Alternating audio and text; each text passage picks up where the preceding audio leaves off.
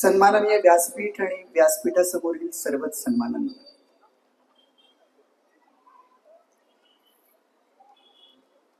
ज्या मातीमध्ये जिजाऊंचा जन्म होतो त्याच मातीतल्या जिजाऊ स्वराज्याचा संकल्प मनी धरतात आणि रायगडावर आपल्या पुत्राकरवी क्षत्रिय कुलावतंस राजाधिराज प्रौढ प्रताप पुरंदर सिंहा सनाधीश्वर राजा शिवछत्रपती की जय अशी जेव्हा घोषणा होते आणि संकल्पाची पूर्ती होते, संकल्प त्या संकल्पाची निर्मिती ज्या स्त्रीच्या उदरी होते त्या स्त्रीचा ज्या मातीत जन्म झालाय तो जिल्हा बुलढाणा, आणि त्या संकल्पाची पूर्ती ज्या जिल्ह्यात झाली आहे तो जिल्हा रायगड जिल्हा. बुलढाणा आणि रायगडचं काहीतरी नातं असावं म्हणूनच हा रायगडवरून आलेला शिवाजी महाराजांचा भक्त त्या जिजाऊंच्या मातीत असलेल्या तुमच्या समोर बोलतोय. एकच विनंती आहे, शिवकाळात आपल्याला जायचंय, त्यामुळे विज्ञान युगातली ही यंत्र ज्यांच्या कुणाकडे म्हणजे सगळ्यांकडेच असतात त्याचा आवाज थोडा दाबता आला तर बघा. माझ्या सहित जर कुणाला अगदीच शक्य नसेल तर त्यांची गोष्ट निराळी आहे, पण एवढी एकच विनंती आहे आणि अधिक वेळ न घेता जो मला विषय दिलाय शिवरायांची आग्र्याहून सुटका. 5 मार्च 1666 ला राजे आग्र्याला जाण्यासाठी निघतात. कोण कोण असतं त्यांच्या बरोबर? शंभूराजे आहेत, मीराजी पंत आहेत, दत्ताजी पंत आहेत, बाजी जेदे आहेत, राघो त्रिमल आहेत, रघुनाथ पंत कोरडे आहेत, त्र्यंबक पंत डबीर आहेत, मदारी मेहतर आहे, हिरोजी फरचंद आहे. ही सगळी मंडळी आहेत. आणि आज बघा आपल्याला आग्रा प्रकरण फक्त दरबार आणि पेटाऱ्यातून बाहेर आले एवढ्या पुरतच मर्यादित नाही. अख्खं आग्रा प्रकरण आपल्याला जीवन शिकवतंय. जीवन काय जीवन शिकवतंय मला सांगा. राजे आग्र्याला चालले होते, ते आग्र्याला पर्यटनाला नाही चाललेले. काय पार्श्वभूमी आहे? पुरंदरचा तह झालाय, मिर्झा राजा आग्र्याला जायला सांगतोय, जवळजवळ सगळं हरलेलं आहे आणि अशा विमनस्क अवस्थेत राजे चाललेत. एक प्रकारे पूर्ण हरलेले आहेत आणि भेटायला चाललेत कोणाला? त्यावेळेच्या हिंदुस्थानच्या बादशहाला, की ज्याची सत्ता आंतरराष्ट्रीय आहे. आणि राजांचं राज्य किती मोठं तेही पुरंदरच्या तहात गेलंय. पण हे जाताना आम्हाला काय शिकण्यासारखं आहे? काय शिकण्यासारखं आहे सांगू? पुस्तकांच्या कागदपत्रांमध्ये वर्णन आहेत की राजे इतक्या मोठ्या शक्तीला पराभवानंतरही भेटायला चाललेत आणि कोणत्या थाटात चाललेत, कसा थाट आहे त्याचं वर्णन कागदपत्रांमध्ये आहे. राजांची जी मोहीम चालले त्याच्यामध्ये सगळ्यात पुढे एक हत्ती डोलतोय, त्याच्या वरती भगवा झेंडा डोलतोय, त्याच्या पाठीमागे घोडदळ आहे, घोडदळाच्या पाठीमागे पायदळ आहे, पायदळाच्या पाठीमागे सुखपाल आहे, सुखपालाच्या पाठीमागे राजांची पालखी आहे, राजांच्या पालखीच्या पाठीमागे शंभू राजांची पालखी आहे, त्याच्या पाठीमागे 2 रिकामे हौदे असलेल्या हत्तीणी आहेत आणि त्याच्या पाठीमागे उंट आणि बैल सामानाची ने आण करण्यासाठी आहेत. आणि मोजकेच 250-300 मावळे मराठे आहेत की ज्यांचा सगळ्यांचा एकजात वेश तुर्की असल्यासारखा आहे, भगवाधारी आहे. असा जो डौल आहे तो डौल कुणी आजही मी तुम्हाला सांगतो की तुम्ही तुमच्या सर्वोच्च बॉसला भेटायला जात असाल तरी सुद्धा आपण कुठल्या अभिमानानं गेलं पाहिजे आणि स्वतःची ताकद, स्वतःचा स्वाभिमान, स्वतःचा रुबाब कसा असला पाहिजे याचं हे उदाहरण आहे. आग्र्यामध्ये गेल्यानंतर तर पत्रकांमध्ये लिहिलंय की बघताच क्षणी राजा वाटावा, देखताच क्षणी राजा वाटावा, चौकशीही करायची गरज नाही असं राजांचं व्यक्तिमत्व आहे. अशी वर्णन आहेत. राजे निघालेत 5 मार्चला, पहिल्यांदा आलेत औरंगाबादला, जे आपण आता संभाजीनगर म्हणतोय. आणि त्या औरंगाबादला रस्त्याच्या दुतर्फा लोक जमली आहेत राजाला बघायला. का जमली आहेत? कारण असा राजा येतोय की ज्या राजांनी अफजल खानाचा पुतळा त्याच्या 10,000 फौजेच्या समोर काढलाय. हिंदुस्थानच्या बादशहाचा मामा शास्ता खान, की ज्याची लाखाच्या फौजेत शिरून 3 बोट कापली आहेत, 150 कोस दूर जाऊन हिंदुस्थानच्या बादशहाच्या दाढीला हात घातलाय, सुरत लुटली आहे, सिद्धीच्या वेड्यातनं बाहेर पडलेत. असं करणारा राजा जो आहे त्याला पाहायचा आहे. अहो, इतक्या अफवा उठल्यात शास्ता खानाची बोट कापल्यापासून. तो शास्ता खान तर घाबरलाय, पण तो सांगत सुटलाय, शिवाजी राजा अचानक भिंतीतनं प्रकटतो, जमिनीतनं बाहेर येतो, 50 फूट उडी मारतो. अशा अफवा लोकांमध्ये पसरल्यात आणि अख्खं औरंगाबाद रस्त्याच्या कडेला दुथरपात जमलेला आहे. कशासाठी? तो राजा पाहिला की ज्या राजाचं कर्तृत्व हे लोकांच्या कानापर्यंत असं पोहोचलेलं आहे. आणि तिथे सुभेदार आहे त्यावेळेच्या औरंगाबादचा. मी उल्लेख आता सध्या औरंगाबाद अशासाठी करेन की त्यावेळेसच्या कागदपत्रात औरंगाबादच आहे आणि शंभूराजे शिवाजी राजांबरोबर आहेत. तेव्हा त्या औरंगाबादमध्ये सबशिकन खान नावाचा एक औरंगजेबाचा सुभेदार आहे. थोडा घमेंडी आहे, थोडा मगरूर आहे, अहंकारी आहे. खर तर बादशहानं आदेश दिलेत बरं का, शिवाजी राजे येत आहेत, त्यांचं स्वागत कसं करावं. कुणाला आदेश दिलेत माहितीये? जे रस्तीचे सुभेदार आहेत, ठिकठिकाणचे सुभेदार आहेत, त्या प्रत्येकाला सांगितलंय की साक्षात शहजादा येतोय त्याप्रमाणे राजांची बडदास्त ठेवली जावी. हे काही सन्मान करायचं म्हणून नाही, त्याचा सापळा आहे. एकदा आग्र्यात येऊ दे, तोपर्यंत राजांचा बेत बदलायला नको आहे. त्याचे आदेश आहेत की शहाजाद्याप्रमाणे तुम्ही स्वागत करा. आणि हा जो औरंगाबादचा सुभेदार आहे ना, सबशिकन खान, त्याला असं वाटतंय शिवाजी राजा हारलाय, पुरंदरचा तह झालाय, काय त्याला मान द्यायचाय. तो आपल्या घरात बसलाय अधिकाऱ्यांसहित आणि स्वतःच्या पुतण्याला पाठवलंय. कशासाठी? राजांना घेऊन या म्हणून सांगितलंय. पुतण्या राजांकडे येतो, राजांना निरोप देतो. राजे एकदा खात्री करतात, सबशिकन खान साहेब आजारी आहेत का? पुतण्या म्हणतो नाही, तुम्हाला त्यांनी घरी बोलावलंय.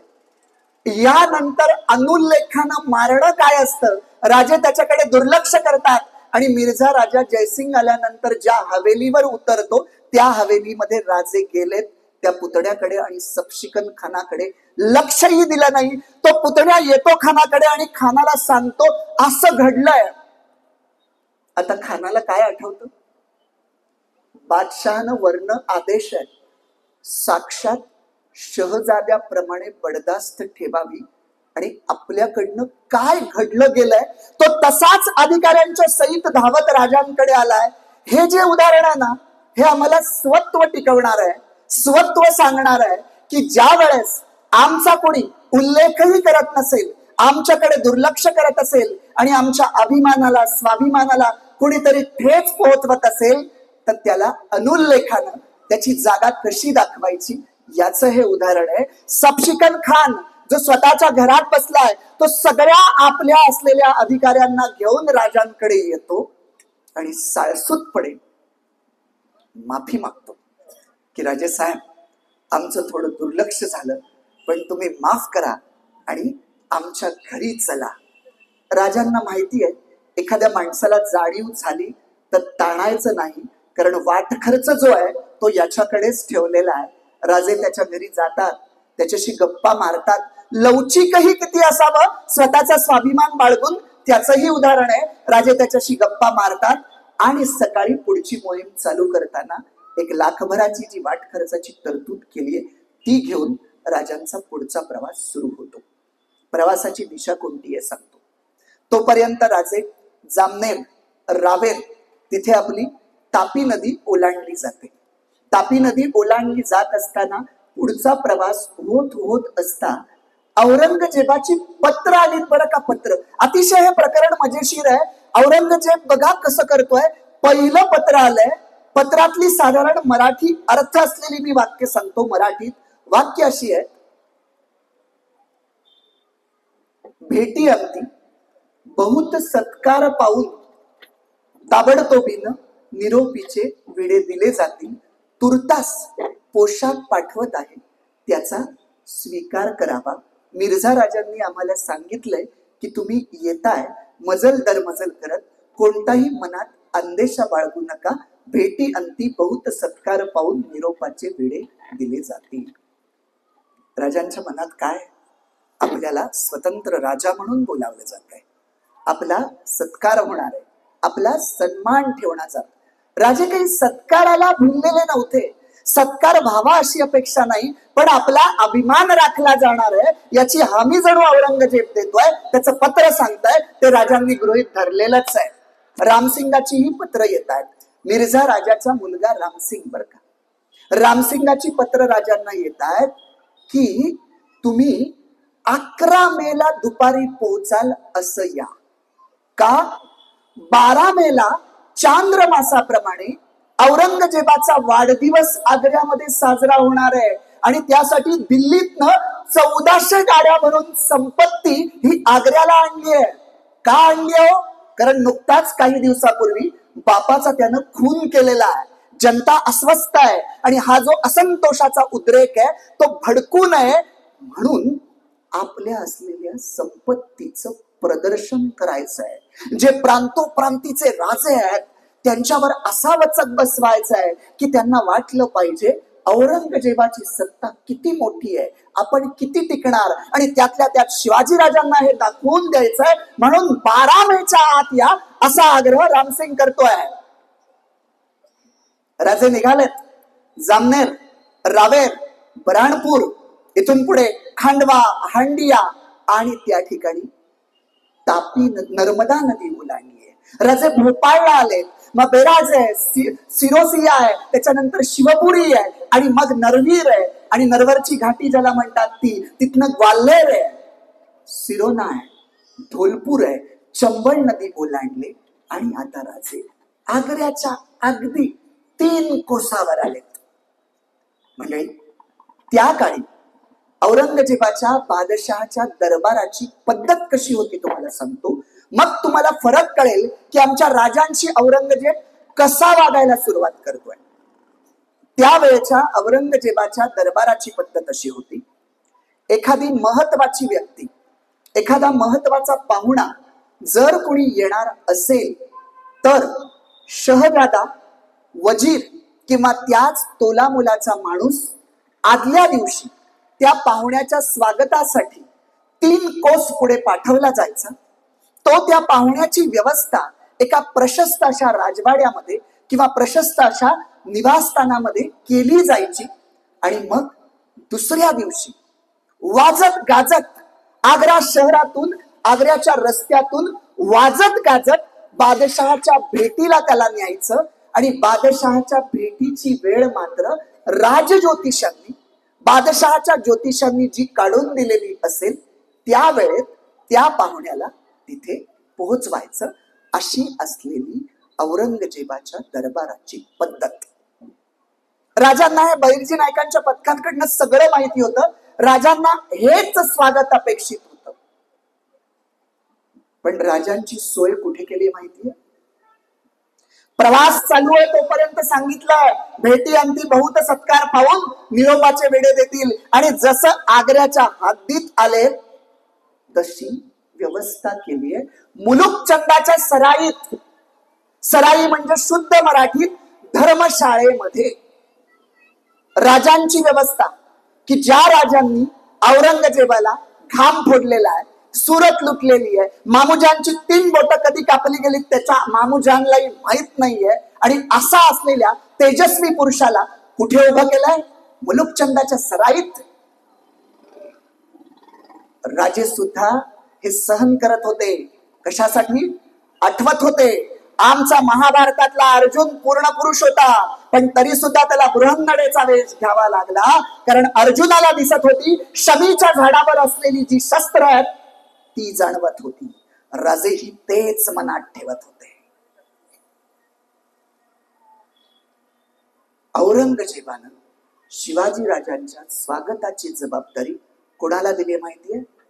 2,500 मनसबदार रामसिंग आणि मुखलिस खान या दोघांवर जबाबदारी टाकली आहे. आणि त्याच्यातच राजकीय गुंता काय करून ठेवलाय? 11 मेच्या सकाळी 10 वाजल्यापासून 12 मेच्या सकाळी 10 वाजेपर्यंत रामसिंगाला रीतसर कागदोपत्री बादशहाच्या महालाच्या रक्षणाच्या पहाऱ्यावर नेमलंय. आता रामसिंगाला 2 पैकी 1 निवडायचं आहे. हिंदुस्थानच्या बादशहाच्या महालाचा पहारा की मिर्झा राजांनी जी जबाबदारी स्वीकारले ती शिवाजी राजांच्या स्वागताला जायचं. शेवटी तो नोकर हिंदुस्थानच्या बादशहाचा आहे, त्याला तो प्रोटोकॉल मोडता येईना. आणि मग रामसिंगांनी कोणाला पाठवलंय? गिरीधरलाल मुन्शीला पाठवलंय मुलुकचंदाच्या सराईत. तो राजांच्या स्वागताला येतोय. राजे विचारत आहेत, रामसिंग नाही म्हणे, गिरीधरलाल मुन्शी म्हणे. रामसिंग कुठे आहेत? तो सगळा प्रकार सांगतो. गिरीधरलाल मुन्शी हात जोडून विनंती करतो की रामसिंग गुंतलेत, उद्या सकाळी येतील. बर म्हणे, ठीक आहे. गिरीधरलाल मुन्शी निघून जातो. रात्री राजांना झोप लागत नाही हो. एकतर स्वागताला कोणी वजीर नाही, शहजादा नाही. कोण पाठवलाय? 2,500 मनसबदार, 2,500 मनसबदारी असलेला रामसिंग, आणि तोही स्वतः नाही तर कोण? तर त्याचा कारकून. म्हणजे ही अपमानाची तर सीमारेषा झाली. सकाळी परत गिरीधरलाल मुन्शीच गेलाय आणि हात जोडून राजांना सांगतोय, राजे साहेब काय झालंय? 10 वाजता रामसिंगांची सुटका होतीये आणि तोपर्यंत आपण जर निघालो नाही इथून तर तिकडचे दरबार संपून जातील. रामसिंग म्हणालेत की अर्ध्या वाटेत तुम्ही या, तोपर्यंत आम्ही तुम्हाला येऊन मिळतो. राजे निघतात आणि त्यातही गडबड अशी. 2 वाटा आहेत. एका वाटेनं राजे गेले आणि रामसिंग दुसऱ्या वाटेनं येतोय. शेवटी मग कुठेतरी नूरगंज बागेजवळ दोघांची भेट घडतीये आणि ही दोघांची भेट घडल्यानंतर रामसिंग आणि राजे एकमेकांना पाहतात. रामसिंग तिथेच घोड्यावर थांबलाय, त्याबरोबर राजे देखील तिथेच थांबले. राजे कुठेही असले तरी स्वतःचा स्वाभिमान सोडायचे नाहीत. शेवटी रामसिंग येतो. रामसिंग घोड्यावरनच येतो, राजांची भेट घेतो आणि मग जलद गतीनं रामसिंगाच्या डेऱ्यात जातात. रामसिंग सांगतो की हे तुमचे हत्ती इथेच ठेवा, गाणा बजावण्याचा कार्यक्रम रद्द केला जातो. कारण तिकडे काय झालेलं असतं? दिवाने आम संपलेला असतो, दिवाने खासचा दरबार संपलेला असतो. आणि तिसरा आता शेवटचा घुशलखान्यातला दरबार औरंगजेब बादशहाचा सुरू झाला आहे. राजे निघतात. रामसिंग त्यांच्या सोबतीला, शंभूराजे आणि निवडक 10-15 असलेले तगडे सरदार आहेत. राजांची माणसं आहेत येसाजी कंकांसारखी की जी राजांबरोबर चाललेली आहेत. घुशलखान्याच्या बाहेर बक्षी असद खान आहे, ज्याला कळतंय राजे आलेत. आतमध्ये औरंगजेबाला निरोप गेलाय की शिवाजी राजे आलेत. बक्षी असद खानाला पाठवलंय राजांना आणण्यासाठी. बक्षी असद खान राजांना घेऊन घुशलखान्यामध्ये प्रवेश करतोय. मंडळी, तुम्ही कल्पनेनं चित्र आठवा. 500 कोस दूर गेलेला आमचे शिवाजी राजे आग्र्याच्या बादशहाच्या दरबारात घुशलखान्यात प्रवेश करतात. असं म्हणतात, राजांना ईश्वरी नैसर्गिक अशी नजर लाभली होती की ती नजर पुढच्या माणसाच्या नजरेला भेटली तर तो माणूस काय हे आरपार ओळखण्याची ताकद राजांमध्ये होती. ज्या ठिकाणी राजे उभे असतील, आपल्या पाठीचा भाग फक्त सोडला अगदी 20 अंशाचा, तर उरलेले 340 अंशात काय चाललंय हे टिपण्याची क्षमता राजांच्या नजरेत होती. राजे दरबारात आलेत. पहिली नजर भेटलीये औरंगजेबाला, जो उंचावर बसलाय, ज्याचे डोळे आणि ज्याची नजर गोऱ्या कांतीचा औरंगजेब, चित्त्याप्रमाणे ज्याचे डोळे आहेत, रुंद कपाळ आहे. वर्ण शांतता असली तरी आतमध्ये क्रूर आणि कपट नीती आहे. अशा औरंगजेबाच्या नजरेला एक क्षण नजर भेटलेली आहे.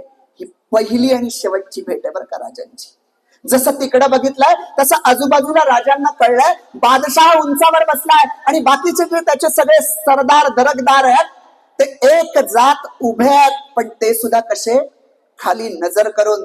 कारण त्या दरबाराची पद्धत आहे, औरंगजेबाच्या नजरेला नजर भिडता कामा नये. बोलायचं असेल तर तोंडावर रुमाल ठेवून अदब बिघडता कामा नये, असा अभिमान गहाण ठेवलेला औरंगजेबाचा दरबार आमचे राजे पाहतायत, की ज्याच्या मनामनामध्ये आणि नसानसामध्ये स्वाभिमान दडलेला आहे. आणि असा हा आमचा राजा अभिमान गहाण ठेवलेल्या सरदारांच्या वेढ्यामध्ये अडकलाय आणि पाहतोय की माणसं कशी लाचार असू शकतात. हे जसं राजांच्या नजरेत आलंय, तसं त्याच एका नजरेतनं राजांना औरंगजेबाची संरक्षण व्यवस्था देखील कळलीये. कागदोपत्री नोंदी आहेत की त्या दिवशी औरंगजेब इतका घाबरलेला आहे की त्यानं काय केलंय, त्या दिवशी दरबारात येताना शिवाजी राजे येणार आहेत म्हणून अंगात स्वतः चिलखत घालून आलाय. जे शहाणपण अफजल खानाला सुचलं नव्हतं, त्या अनुभवावरून औरंगजेब शहाणा झालाय आणि स्वतः अंगात चिलखत घालून आलाय. 2000 कडवे त्याचे अंगरक्षक वेगवेगळ्या कोणातनं उभे केलेत आणि तो उंचावर बसलाय. आणि एवढं कमी होतं म्हणून की काय, यांच्यावरही विश्वास नाही.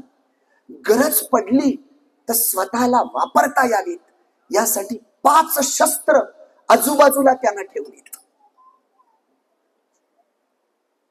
असा औरंगजेब राजांनी निहाळलाय, राजांच्या बुद्धीत आलाय. बक्षी असद खानानं राजांची आणि शंभूराजांची ओळख करून दिली आहे. औरंगजेब गप्पच आहे. वास्तविक त्यानं राजांची चौकशी करायला पाहिजे होती. अकबर असता तर त्याच ठिकाणी कुठला तरी किताब राजांना दिला असता. पण तो औरंगजेब राजांना अनुल्लेखानं मारण्याचा प्रयत्न करतोय, किंवा कदाचित मुद्दाम बोलत नाही, कारण त्या काळामध्ये आवाजावरून लक्षभेद असा एक प्रकार असायचा. त्यानं राजांना लांबच ठेवलंय सिंहासनापासून. मग जे काही नजराने निसार करणं ही जी पद्धत आहे ती चालू आहे. रामसिंग सांगतोय राजांना, कुर्निसात करा. कुर्निसात करणं म्हणजे काय माहितीये? कुर्निश करणं नाही, नुसतं असं नाही. त्या औरंगजेबाच्या दरबाराची पद्धत अशी आहे की असं लोटांगण घालायचं, जमिनीला नाक घासायचं आणि जमिनीचं चुंबन घ्यायचं. अशी औरंगजेबाच्या दरबाराची पद्धत आहे. म्हणजे काहीच दिवसापूर्वी त्या दरबारात इराणचा वकील आला होता. इराणचा वकील त्यानं त्याच्या पारशी पद्धतीनं औरंगजेबाला नमस्कार केला होता. औरंगजेबाचे 4 अंगरक्षक समोर आले होते. दोघांनी त्याला आडवा केला होता आणि त्याला सांगितलं होतं, हीच आमच्या दरबाराची पद्धत आहे. आता बघा माणसाच्या व्यक्तिमत्वाचा प्रभाव काय असतो. ही घटना काहीच दिवसापूर्वी घडली आहे. राजे देखील कुर्निसात करत नाहीत, पण राजांच्या नखाला देखील हात लावण्याची दरबारातली कोणाची हिंमत नाही. कारण दरबारातल्या प्रत्येकाला माहितीये हाच तो राजा आहे ज्यानं खानाचा कोतळा बाहेर काढलाय, शास्ता खानाची बोट तोडली. आपला दबदबा हा असा पसरत असतो. राजांनी फक्त 3 वेळा मुजरा केलाय, तोही कदाचित शिवशंकराला, शहाजी राजांना आणि जिजाऊंना समोर धरून, किंवा हे युधिष्ठिराचा, किंवा तो मुजरा करतानाही त्यांच्या मनात कदाचित असेल की हे तेच सिंहासन आहे औरंगजेबा की ज्याच्यावर युधिष्ठिर बसला होता, त्याला पहिला मुजरा. हे तेच सिंहासन आहे जे हिंदुस्थानचं सिंहासन आहे, त्यासाठी दुसरा मुजरा. आणि हे तेच सिंहासन आहे ज्यावर पृथ्वीराज चौहान बसला होता, त्यासाठी मुजरा. असेही मुजरे असतील. औरंगजेब चिडलाय, आतून कुर्निश नाही केलेलं, चिडलाय. पण त्याची चिड तो शांतपणे दाखवायचा. त्यानं रामसिंगाला आणि असद खानाला सांगितलंय, राजांना त्यांची जागा दाखवा. राजांना 50,000 मनसबदाराच्या तिथे उभं केलंय. राजांच्या समोर 50,000 मनसबदाराच्या तिथे उभं केल्यानंतर हा तर अपमानाचा आता कडेलोट व्हायला आला होता. आणि त्यातच राजांना समोर कोण दिसला? महाराजा जसवंत सिंह. पानाचे वेडे वाटले, राजांना मिळाले. आणि आता खिलत सरोप्याची वस्त्र, पोशाख दिला जातोय. तो कोणाला मिळतोय माहितीये? वजीर जाफर खानाला, शहाजाद्याला आणि महाराजा जसवंत सिंगाला खिलत मिळते. राजांना त्यातनं पूर्णपणे वगळलं जातं आणि राजांकडे दुर्लक्ष करून दरबाराचं काम पुढे सुरू होत आहे. आता मला सांगा, किती अपमान सहन केले. मुलुकचंदाची सराई, त्यानंतर कोण? रामसिंग 2,500 मनसबदार. बरं आला कोण? त्याचा कारकून. तीही केली चुकामुक. आणि इथे हा अपमान.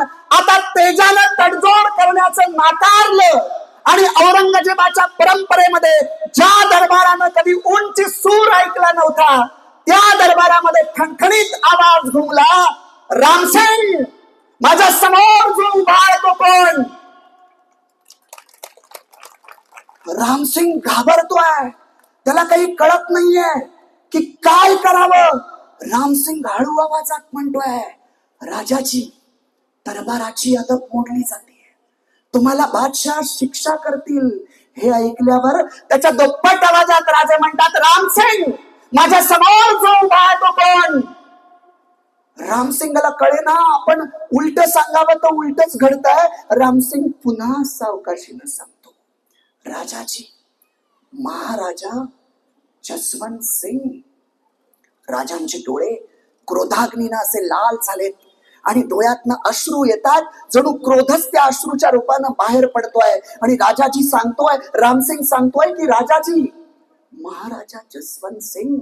राजे म्हणतात, महाराजा जसवंत सिंग, ज्याची पाठ आमच्या मावळ्यांनी कोंडाण्यावर पाहिली, ज्याला धूम पळवलं, तो जसवंत सिंग आणि त्याचा दर्जा आमच्याही पेक्षा समोर.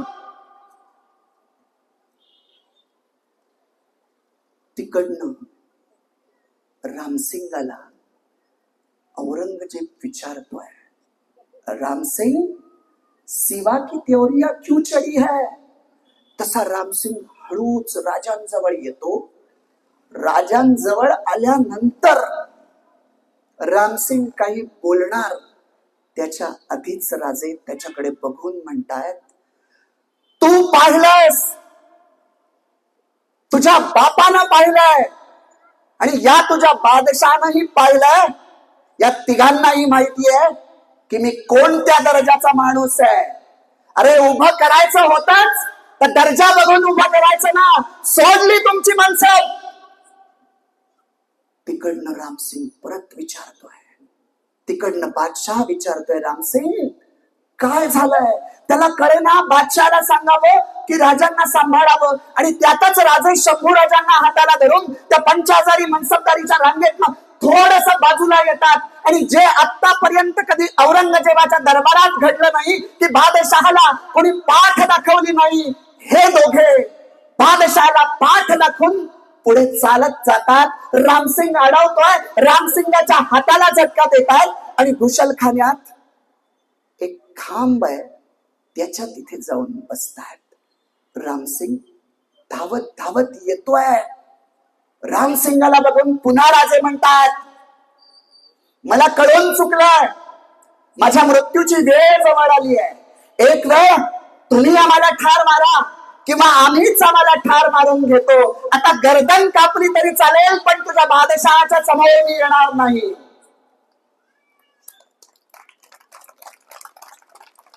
काही कागदपत्रांमध्ये असे उल्लेख आहेत बरं का, काही जुन्या, की त्या ठिकाणी राजांना चक्कर आल्यासारखं झालंय आणि राजांनी रामसिंगाकडे कट्यार मागितली. रामसिंगाला असं वाटतंय स्वतःच काही आत्मसमर्पण करायचं म्हणून राजे कट्यार मागतायत का. रामसिंग देत नाही. पण कदाचित काही इतिहास संशोधकांचा अंदाज असा आहे की राजे शस्त्र चालवण्यामध्ये इतके पारंगत होते की त्या कट्यारीनं, चिलखत इथून खाली आहे औरंगजेबाचं, कंठ मोकळा आहे. कट्यार जर मिळाली असती ना, कट्यार, तर तिथनच औरंगजेबाचा कंठभेद. कसली शिक्षा?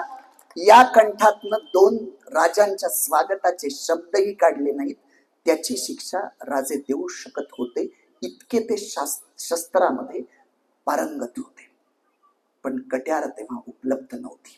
रामसिंगानं दिली नाही. का? तर राजे जीवाचं काही बरं वाईट करतील. तिकडं औरंगजेबाला कळेना काय चाललंय. रामसिंगाचा आपला औरंगजेब राजे पुन्हा तो औरंगजेबाकडे येतोय. औरंगजेब विचारतोय काय झालं. रामसिंग सांगतोय तीव्रता कमी करून, गरमीमुळे शिवाजी राजांची तब्येत बिघडली. इथलं हवामान मानवलं नाही. औरंगजेब विचारतोय, नक्की तब्येत बिघडली आहे का दुसरं काही? आत्ता रामसिंगला खोटं बोलता येत, थोडी नाराजी आहे, खिलत. औरंगजेब तिथनच म्हणतोय, सिवा को खिलत दी जाय. मग मुल्तफित खान, अकिल खान आणि मुखलिस खान हे तिघ खिलत घेऊन राजांकडे जातात. राजे त्याला म्हणतात, अशा खिलती तर आम्ही आमच्या गडावर रोज आमच्या मावळ्यांना वाटतो. हा मराठा जगतो पण स्वाभिमानासाठी आणि मरतो पण स्वाभिमानासाठी. एक वेळ आम्ही मौत पत्करू पण अपमान नाही. तुमची मनसब नाकारली आणि त्याच ठिकाणी ती खिलत नाकारली जाते. राजे इतके क्रोधाग्नीनं लाल झालेत की शेवटी औरंगजेब रामसिंगाला सांगतोय की राजांचं तापमान वाढलं असेल तर माझं गुलाब पाणी त्यांना द्या. आणि रामसिंग राजांना आणि शंभू राजांना घेऊन स्वतःच्या डेऱ्यामध्ये येतोय. पण तिथे आल्यावर सुद्धा राजे आणि राजांचा चेहरा रामसिंग तरी समजावतोय की राजे, आपण औरंगजेबाच्या मुलखात आहोत. औरंगजेबाची परवानगी काढल्याशिवाय आपल्याला इथून जाता येणार नाही. तरी राजे म्हणतात, अरे तुझ्या बादशाला साधी दुनियादारी देखील येत नाही, त्याला साधा व्यवहार देखील माहित नाही. रामसिंगला कळतंय हे वातावरण लवकर शांत होणार नाही. त्याला आश्चर्य आहे की मिर्झा राजानं आपल्या वडिलांनी कुठला ज्वालामुखी आपल्या हाती सोपवलाय. कोणत्या ज्वालामुखीचा, म्हणजे त्या दिवशी आग्र्याचा दरबार असा थरारलाय ना की गेल्या मागच्या शतकानुशतके या दरबारात असं कधी घडलं नव्हतं. अपमान सहन करणाऱ्या त्या प्रत्येक माणसाच्या आतमध्ये कुठेतरी अभिमान असतो. त्या प्रत्येक अपमान सहन करणाऱ्या औरंगजेबाच्या सरदाराला वाटत होतं की शिवाजी राजांचं हे रूप माझंच आहे, मी सुद्धा असंच वागलं पाहिजे, मी सुद्धा असंच वागलं पाहिजे. या रूपाच्या मोहात त्या औरंगजेबाचे सरदार देखील पडले होते, पण तेवढी हिंमत नव्हती. फक्त वाटत होतं, पण त्या रूपानं आणि त्या अभिमानानं अख्ख्या आग्र्याला मोहित करून टाकलं होतं. राजे त्यांच्या डेऱ्यामध्ये जातात. अशा नोंदी आहेत. 12 मेला दुपारी 3 वाजता गोपीराम नावाचा सेवक आहे, रामसिंगाकडून जातो, राजांना सुकामेवा घेऊन जातो. आणि संध्याकाळी सूर्यास्त होण्याच्या वेळेला बल्लूशाह आणि गिरिधरलाल मुन्शी पुन्हा राजांकडे जातात. राजांना समजावतात. आता राजे समजावण्याच्या बेतात आलेत. रामसिंग जातोय. आता राजे शांत झालेत. दोघांचं बोलणं झालंय. आता राजांनी विचार केलाय, अभिमान दाखवायचा होता तो दाखवला. प्रांतोप्रांतीचे राजे होते, त्यांना कळणं गरजेचं होतं. सह्याद्री काय आहे हे हिमालयाला कळलं पाहिजे. आपण दाखवलंय. आता आपल्या बुद्धीचा चमत्कार दाखवायचाय. आता आपण मुत्सद्दी व्हायचंय. आता आपलं राजकारण सुरू करायचंय. आणि राजे तयार झालेत. रामसिंगाला म्हणतात, जे हुकुमी राजकारण्यांचं आजारी पण असतं तर तेव्हापासून सुरू झालंय की काय मला माहित नाही, पण राजे सांगतात हुकमी आजारपण, म्हणजे एखादा अनुपस्थित असला राजकारणी, कारण विचारलं तर आजारी आहेत, त्याची सुरुवात कदाचित तिथपासून असावी. कारण शेवटी राजांचे आम्ही वारसदार आहोत आणि राजांचा आदर्श आम्ही घेत असतो. तर राजे सांगतात, बादशहाला सांगा की आम्ही आजारी आहोत, आमची तब्येत बिघडले, आमच्या मुलाला शंभू राजांना घेऊन जा. दुसऱ्या दिवशी 13 मेला संध्याकाळी रामसिंग शंभू राजांना घेऊन दरबारात जातो. ते म्हणतात ना, घी सरळ निघत नसेल तो वाकडी बोट करावं लागतं, करंगळी वाकडी करावी लागते. तसं शिवाजी राजांनी केलं. आणि आता मात्र औरंगजेब बादशहानं शंभू राजांना कट्यार दिले, मोत्याचा कंठा दिलाय आणि शंभू राजांचा सत्कार मात्र त्यानं प्रेमानं केलाय. 13 मेला बरं का. बघा, तो प्रसंग घडलाय 12 मेला. सत्कार झालाय शंभू राजांचा 13 मेला. एक दिवस शांतता आहे, पण तो दिवस असा थरारयुक्त शांतता आहे की काय घडून गेलंय. अख्ख्या आग्रा शहरामध्ये प्रत्येक घराघरामध्ये कुजबूज आहे राजांच्या कर्तृत्वाची. आणि पुढचा दिवस आहे 14 मे. आता 14 मेला 3 शक्तींनी उचल खाल्ली आहे. जहाआरा बेगम, वजीर जाफर खान आणि महाराजा जसवंत सिंग.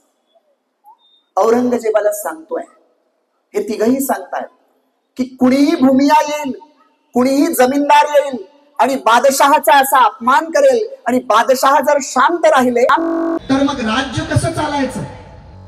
औरंगजेब काही यांचं सांगण्यावरून ऐकणारा नव्हता. औरंगजेबानं मनात ठरवलं होतं.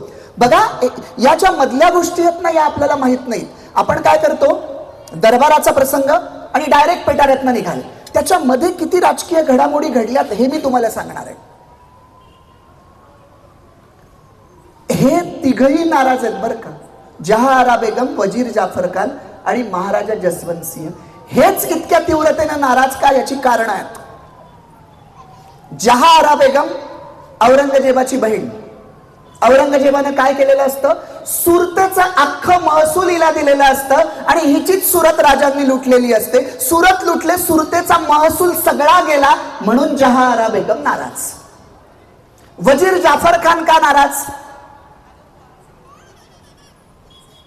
बायकोचा भाऊ. या पदात किती ताकद असते बघा. तुम्हाला जर अनुभवायची असेल तर घरी गेल्यावर बायकोच्या भावाबद्दल इकडचा शब्द तिकडं करून बघा, अख्खा जेवणावर परिणाम होईल. तसं जाफर खानाचं झालेलं असतं. काय, शास्ता खान ज्याची बोट कापली, तो शास्ता खान कोण, जाफर खानाच्या बायकोचा सख्खा भाऊ. बायकोच्या भावाची बोट कापलीत म्हणून वजीर जाफर खान नाराज. आणि महाराजा जसवंत सिंग का नाराज, की जो पहिल्यांदा महाराष्ट्रावर आला होता मिर्झा राजाच्या अगोदर, पण त्याला जे समीकरण जमलं नाही ते मिर्झा राजाने यशस्वी करून दाखवले, म्हणून महाराजा जसवंत सिंग नाराज. आता झालं ठरलं त्याच वेळेस बरं का, शिवाजी राजांना ठार मारायचं, राज अंदाज खानाच्या कोठडीत न्यायचं. याचाच अर्थ ठार मारायचं लगेच ताबडतोब. 14 मेला कदाचित 15 मेच्या आतमध्ये राजे जातील अशी सगळी व्यवस्था यंत्रणा कामाला लागली आहे. आणि काय आश्चर्य, कुठून का होईना, कदाचित राजांची गुप्तचर यंत्रणा असेल, रामसिंगाच्या कानापर्यंत हे कळलंय की राजांना राज अंदाज खानाच्या कोठडीत नेऊन ताबडतोबीनं मारलं जाणार आहे. आता किती मिनिटं असतील, किती वेळ असेल, किती सेकंद असतील माहित नाही, काहीतरी हालचाली आत्ताच केल्या पाहिजेत. या रामसिंगाचे महाराष्ट्रावर फार उपकार आहेत बरं का. हा रामसिंग जातो कुणाकडे, बघा या ठिकाणी आपल्याला डोकं लावायचं आहे. रामसिंगाला कळलंय शिवाजी राजांनाही माहित नाही की आपल्याला मारलं जाणार आहे, हे फक्त रामसिंगाला कळलंय. मिर्झा राजानं शिवाजी राजांची जबाबदारी रामसिंगावर दिली आहे. राजपुताचा शब्द आहे, स्वतः मृत्यू पत्करेल पण शब्द तोडणार नाही. रामसिंगाला कळेना, कमीत कमी वेळ आहे, काय करावं. काय करतो रामसिंग, अमीन खानाकडे जातो. हा अमीन खान कोण, मीर जुमल्याचा मुलगा. आणि हा मीर जुमला शहाजी राजांचा मित्र, असं कनेक्शन आहे. आणि हा अमीन खान या बाजूने शहाजी राजांच्या जवळ, आणि तसाच अमीन खान औरंगजेबाच्या सगळ्यात जवळ आहे. रामसिंग जातो आणि अमीन खानाला सांगतो, एकच कृपा करा, मी जो निरोप सांगतोय तो शब्दशः काहीही बदल न करता बादशहाला सांगा.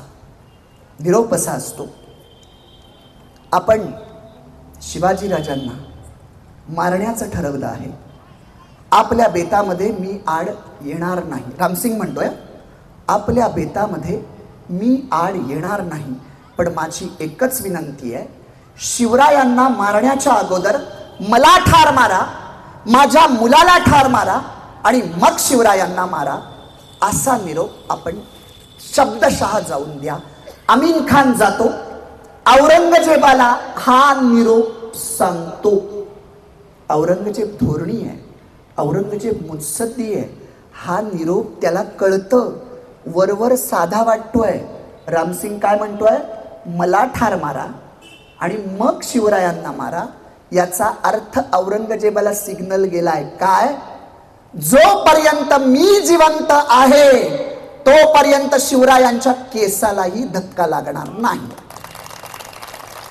राजपुताचा शब्द आहे. औरंगजेबाला कळतंय अख्खं दिल्लीचं सिंहासन मिर्झा राजा आणि राजपुतांच्या मदतीवर बसलेलं आहे.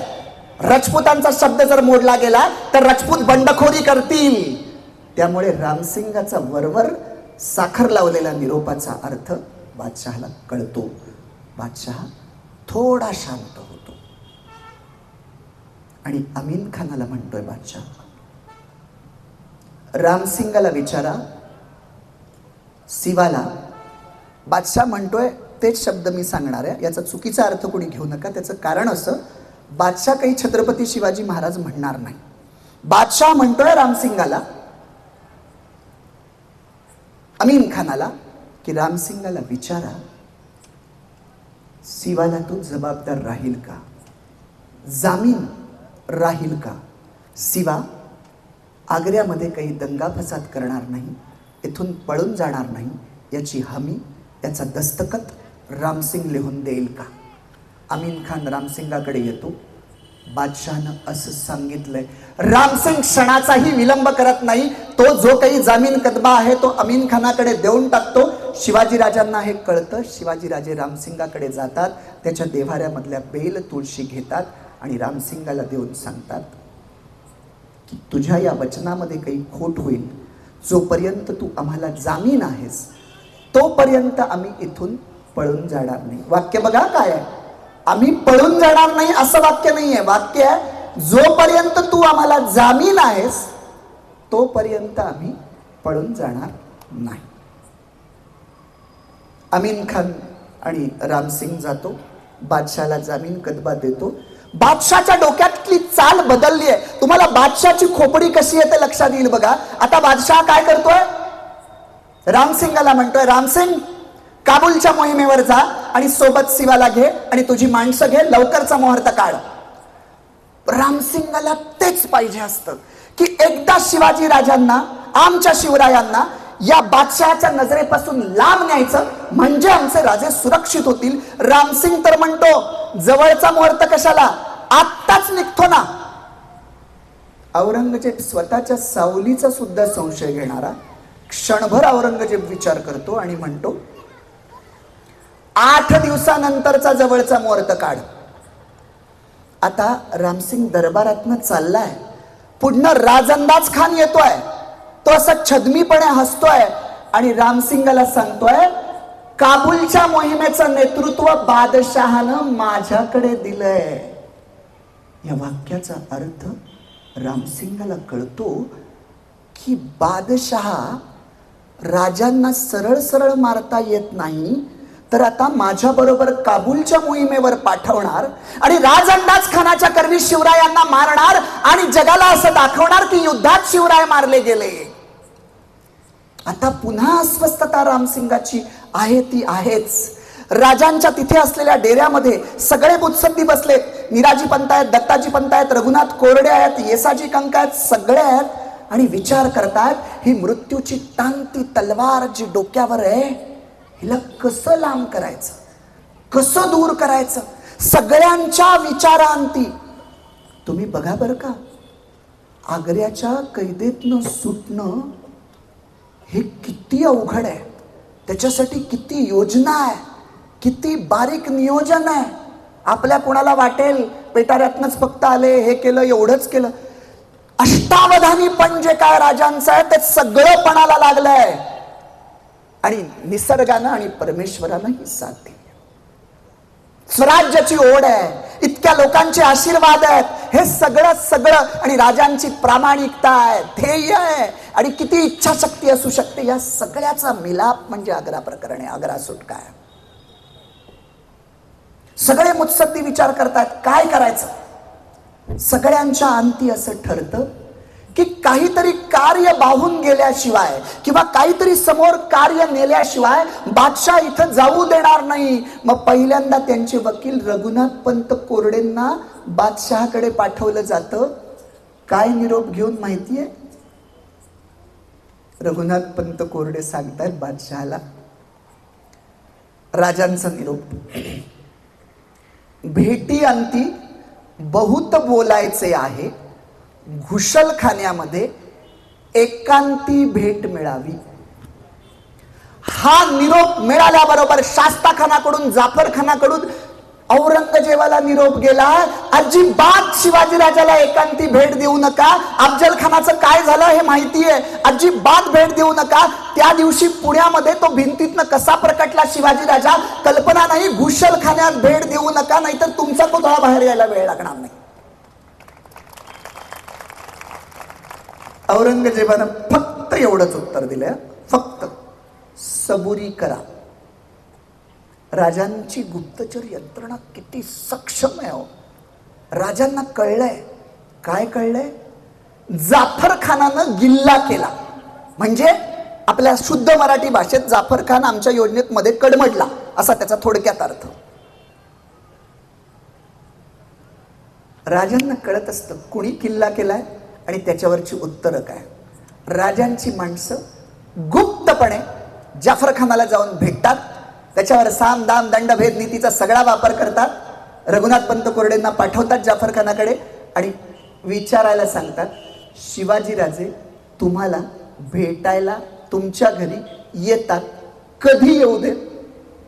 आता त्या जाफर खानाची अशी अवस्था आहे की येऊ दे म्हणावं तरी अफजल खान आठवतोय, नाही येऊ दे म्हणावं तर शिवाजी राजाला नाही म्हणतोय. करावं तर काय, तो त्या धांदलीच्या अवस्थेत कुठेतरी हो म्हणतो. दुसऱ्या दिवशी रघुनाथ पंत कोरडे शिवाजीराजे जाफर खानाकडे जातात, त्याला सांगतात की बादशहाला सांगा आम्ही काही वाईट केलं नाही, आमच्या प्रांती आम्हाला जाऊ द्यावं. हे सगळं राजे सांगतात त्या जाफर खानाला, पण त्या जाफर खानाचं लक्ष आहे कुठं, तो सारखा घरात बघतोय, स्वयंपाकघरात कोण बोलवतंय काय करताय. राजांना कळे ना याची चलबिचल काय चालली आहे. शेवटी तो घरात जातो, कशासाठी, त्याची बायकोनं त्याला घरात बोलवलेलं असतं, म्हणजे शास्ता खानाची बहीण. आणि ती बायको सांगते जाफर खानाला, तुम्हाला काय वेडबीड लागलंय काय, अफजल खानाचा कोतळा बाहेर आलाय आणि कुणाला भेटताय, शिवाजी राजाला. कधी कोतळा बाहेर येईल सांगता येत नाही, पटकन निरोपाचे विडे देऊन टाका. जाफर खान जो स्वयंपाकघरातनं बाहेर येतो तो निरोपाचे विडे घेऊनच येतो. शिवाजी राजांना निरोपाचे विडे देतो. राजे पुन्हा येतात, आपल्या मुत्सद्द्यांना सांगतात, जाफर खान काही दिल खुलासे बोलला नाही, बरे श्री करील ते खरे, आता बघूया काय होत आहे. राजांचे उपाय चालू आहेत. जाफर खान किती सांगेल माहित नाही. आमीन खान विश्वासाचा आहे. आता आमीन खानाकडून शिवरायांना निरोप गेलाय. इथपर्यंत राजे मोकळे होते बरं का आग्र्यात फिरायला, त्यांच्यावर कैद वगैरे काही नव्हती, लक्षात घ्या इथपर्यंत. आता आमीन खानाच्या निरोपानंतर काय होतंय बघा. आमीन खानाकडे शिवरायांचा निरोप गेलाय. आमीन खान बादशहाला सांगतोय,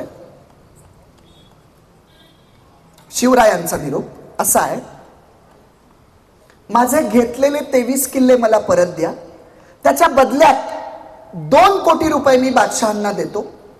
शंभूराजे बादशहांचे मनसबदारच राहतील, आम्ही सुद्धा त्यांचे बंदेच आहोत, फक्त आम्हाला आमच्या मुलकी जाऊ द्यावं, तिथं आम्ही मिर्झा राजाला मदत करतो, तिथेच बादशहाचा प्रांत सांभाळतो, कधी गरज लागेल तेव्हा बादशहांना बोलवल्यावर आम्ही हजर होतो. हा निरोप आमीन खानानं दिलाय. आता औरंगजेब आणि त्याची खोपडी इतकी चालतीये की त्याच्या लक्षात येत आहे, अरे जे माझे अधिकारी अगोदर शिवाजी राजाच्या विरोधात होते, तो जाफर खान तर विरोधात होता, तोही बाजूने बोलायला लागलाय, तर दुसरा निरोप आमीन खानाकडनं आलाय.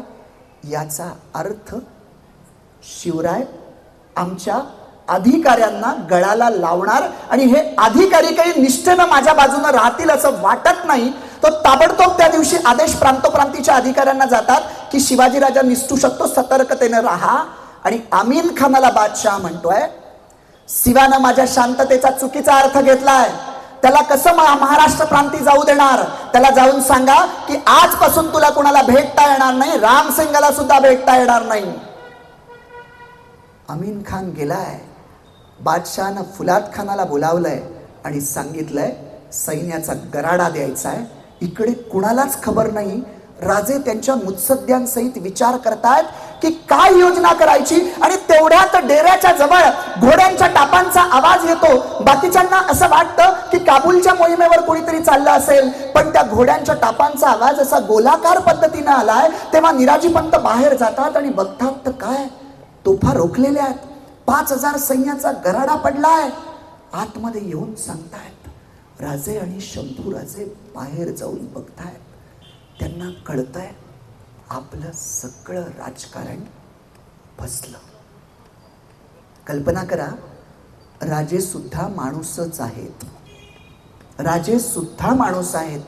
त्यांना कळलंय 500 कोस दूर होत, मोजकी 200-300 माणसं आहेत. त्यांनी जरी स्वतःचे प्राण पणाला लावले तरी औरंगजेबाच्या ताब्यातनं आता आपण कसं निसटणार.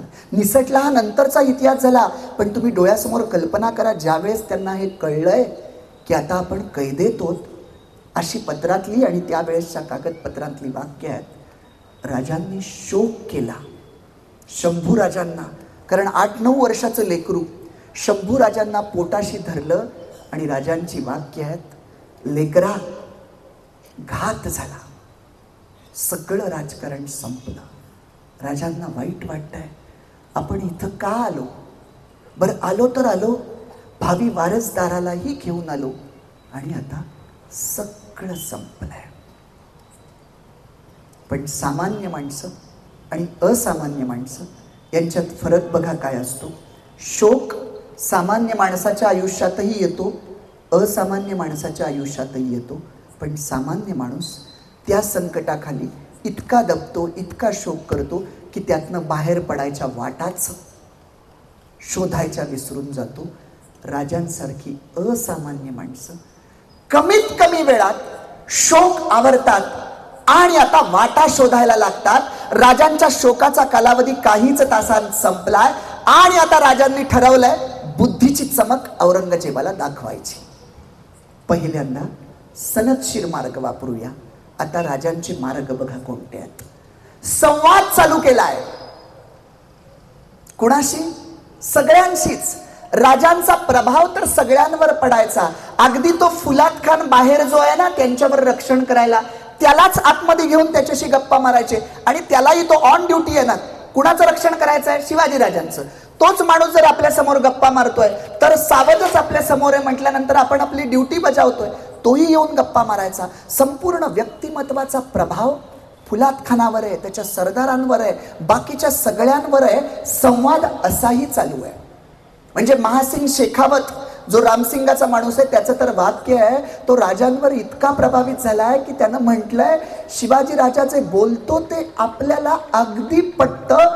तुमच्यापैकी कोणी मिर्झा राजांना का सांगितलं नाही की औरंगजेबाच्या तावडीत इतक्या चांगल्या आणि सुस्वभावी राजाला पाठवू नका. असं शत्रूच्या माणसांना सुद्धा त्यांनी प्रभावित केलंय. संवाद बहिर्जी नायकांच्या माध्यमातून सुद्धा गुप्तपणे आग्र्यातल्या जनतेशी चालू आहे. कसा बघा, मृत्यूची वेळ लांब नेली पाहिजे. कशी? राजाला जनतेचा विचार करावा लागतो. जनमताचा दबाव राजावर असतो, तसा बादशहावर जनमताचा दबाव पडेल. म्हणून आग्र्याच्या भोवती बहिर्जी नायकांच्या पथकातल्या माणसांनी चर्चांना उधाण आणलंय. काय? मिर्झा राजानं वचन दिलं होतं बादशहाच्या माध्यमातून की इथे सन्मान केला जाईल आणि जीवाचं रक्षण केलं जाईल, आणि बादशहानं विश्वासघात केलाय, अशी घरोघरी चर्चा असते. औरंगजेबाचे गुप्तहेर आहेत. त्यांना औरंगजेब रात्री विचारतोय की आग्रा शहर काय म्हणताय. गुप्तहेरांना खरं सांगावं लागतं. गुप्तहेर सांगतात की घराघरात चर्चा आहे, बादशहानं फसवलंय, मिर्झा राजानं वचन दिलं होतं ते बादशहानं तोडलंय. आता औरंगजेबाला कळेना की मिर्झा राजानं काय वचन दिलं होतं. मग औरंगजेबाचं पत्र मिर्झा राजाला गेलंय की शिवाजी राजाला तुम्ही वचनं तरी कोणती कोणती दिली होती ती पाठवा. यामुळे काय घडले माहितीये? आता त्यावेळेस काही व्हॉट्सअप मोबाईल नव्हतं. पत्र जायला किमान 15-20 दिवस तरी लागतील, यायला 15-20 दिवस तरी लागतील, उत्तर येईपर्यंत सगळं धरून 1.5 महिना तरी मृत्यूची असलेली टांगती तलवार लांब जाईल. शिवरायांनी ती बुद्धिमत्तेने पहिल्यांदा लांब नेलेली आहे. लांब नेले. जनमताचा दबाव राजावर टाकलाय. लोकशाही अशी पण आहे जी त्या राजेशाही काळात अनुभवली जात होती. आता बादशाह बरोबर पत्रव्यवहार सुरू केलाय. दोन्ही मुत्सद्द्यांचे पत्रव्यवहार बघा अभ्यासण्यात सारखे आहेत. राजांचं पत्र काय आणि शेराज सव्वाशेर दोघही मुत्सद्दी त्यांचं उत्तर काय. ते पहिलं पत्र आहे, राजांना रामसिंगाची जी जामीनकी आहे ना तिच्यातनं बाहेर पडायचं असतं, म्हणजे इथून बाहेर पडायला मोकळं. औरंगजेबाला पत्र आहे, या रामसिंगाच्या माणसांच्या ताब्यातून मला दूर करा. म्हणजे राजे जिथे असतात कोठडीत तिथे पहिला पहारा रामसिंगाचा असतो, नंतर फुलाद खानाचा आणि गुप्तपणे औरंगजेबाचा, असे 3 पहारे आहेत बरं का, 3. मला रामसिंगाच्या माणसांच्या कैदेतनं मुक्त करा. बादशाहचं उत्तर आहे, रामसिंग माझा विश्वासू आहे, तुमच्यासाठी तोच चांगला आहे. दुसरं राजांचं पत्र आहे की मला आता राजकारणाचा कंटाळा आला, मी काशीला प्रयागला जाऊन संन्यास घेतो, मला तिकडे जाण्याची परवानगी द्यावी. औरंगजेबाचं उत्तर आहे, आपला अलाहाबादचा किल्ला आहे, तिथे तुम्ही जा, तिथे तुम्ही अध्यात्म जगा. बहादूर खान आपला तिथे सुभेदार आहे, तिथे किल्ल्यात माणसांना मारलं जायचं बरं का. अशी उत्तर आली. तिसरं उत्तर आहे, तिसरा प्रश्न आहे राजांचा, मी उरलेले 12 किल्ले देतो, फक्त मला माझ्या प्रांती जाऊ द्यावं. औरंगजेबाचं उत्तर आहे, तुम्ही तिथे जाऊन जे कराल ते इथून पत्र पाठवली तरी तुमची माणसं किल्ले देतील. अशा सगळ्या पत्रांना वाटाण्याच्या अक्षता लावल्यात. आता राजांच्या डोक्यात योजना तयार होते, योजना तयार होते की काय करायचं योजना तयार होते. राजांनी आता आपली आणलेली जी सगळी माणसं आहेत त्यांना पहिल्यांदा सही सलामत बाहेर काढण्याचं ठरवलंय. कारण राजांना माहिती आहे आपण जर एकटे निसटलो तर उरलेल्या माणसांची कत्तलच होईल. बरं, उरलेल्या माणसांना अगोदर बाहेर काढलं तर बादशाह आरामात सांगेल, कारण त्याला शिवाजीराजांना मारणं सोपं जाईल ना. जर माणसं जातायत निघून म्हटल्यानंतर सोपं आहे. म्हणून पहिल्यांदा राजानं असं दाखवलंय की या सगळ्यांची भांडणं झालीत, तुम्ही इथून जा, मला बादशाहनं मारलं तरी चालेल. रामसिंग भोळा भाबडा राजांना म्हणतो, अहो ही माणसं तुमच्या जवळ असली पाहिजेत. राजांना कळेना आता याला कसं सांगावं. शेवटी तो रामसिंग या माणसांना नेतो आणि स्वतःच्या डेऱ्याच्या पाठीमागे जी एक बाग आहे तिथं जागा करून देतो. राजांनी लगेच पत्र औरंगजेबाकडे पाठवलंय की माझी माणसं घरी जाऊ द्या, त्यांना तुम्ही दस्तऐवज द्या, दस्तक द्या, याच्यासाठी परवानगी द्यावी. आता औरंगजेब काय आहे ते बघा. 7 जूनला राजांचं पत्र गेलंय. काय पत्र आहे, माझ्या भोवतीची जी माणसं आहेत त्यांना मराठी मुलखात जाण्यासाठी तुम्ही पत्रक द्या, दस्तक द्या. कारण वाटेमध्ये नरवर घाटी अशा घाटी असायच्या, तिथं चौकीवर दस्तक दाखवल्याशिवाय पुढे जाता यायचं नाही, की जाऊ द्या. आता हे किती सोपं काम आहे. उलट हे सगळे गेले तर राजांना मारणं सोपंच होईल ना. पण राजांचं प्लॅनिंग काय माहितीये का, यांना जसं सुरक्षित बाहेर काढायचंय तसं टप्प्याटप्प्यानं या तुकड्या जाऊन वाटेवर नव्या दमाची घोडी उभी करणार आहेत आणि वाट कशी निर्धोक आहे ती निर्धोक करणार आहेत, असं सगळं करायचंय. 7 जूनला हे पत्र पाठवलंय राजांनी की परवानगी द्यावी माझ्या माणसांना जायला. उत्तर कधी आलंय, 22 जुलै ते 27 जुलैच्या मध्ये, म्हणजे साधारणतः 1.5 महिन्यानं. याला म्हणतात औरंगजेब.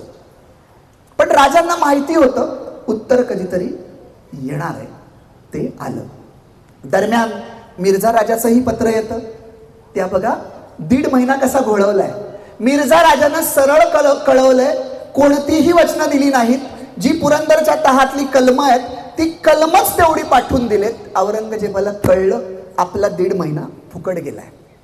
कसा गेला माहित नाही, पण तो गेलाय. हा सगळा फुकट राजांनीच घालवलाय. आता मधल्याच दरम्यान औरंगजेब पुन्हा महाराष्ट्रावर चाल करून येणार असतो. मिर्झा राजा सांगतो रामसिंगाला की तुला तिथं ठेवतील, तू एकटा राहू नको, औरंगजेबाबरोबर ये. पुन्हा त्यांचा बेत कॅन्सल होतो. आणि आता असा एक टप्पा आलाय की औरंगजेबाचा निरोप शिवाजीराजांना आलाय, उरलेले 12 किल्ले आम्हाला द्या, मनसबदारी घ्या. राजांचं उत्तर आहे, आम्हाला पहिल्यांदा प्रांती जाऊ द्या आमच्या, मग काय द्यायचं ते देतो. आता बादशाह चिडलाय, तिथेच पुन्हा मारायची योजना करत होता.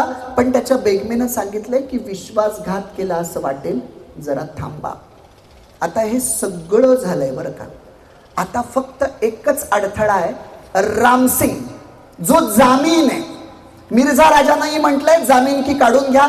आता औरंगजेबानं मारायचं ठरवलंयच, फिदाई हुसेन खानाचा वाडा तयार होतोय. तो वाडा तयार झाला की शिवाजी राजांना तिकडे मारायचं हे औरंगजेबाच्या डोक्यात आहे. आता फक्त त्याला रामसिंगाची जामीनकी नको आहे, कारण रामसिंग जामीन आहे. शिवाजी राजांनीही आता ठरवलंय की जे काही सनदशीर मार्ग आहेत पत्राचे ते आता सगळे बंद झालेत. आता बुद्धीची चुणूक दाखवायचे. फक्त राजांचं तत्व आहे, सज्जनांना दिलेली वचनं पाळायची असतात, दुर्जनांना दिलेली वचनं पाळायची गरज नाही. अफजल खानाला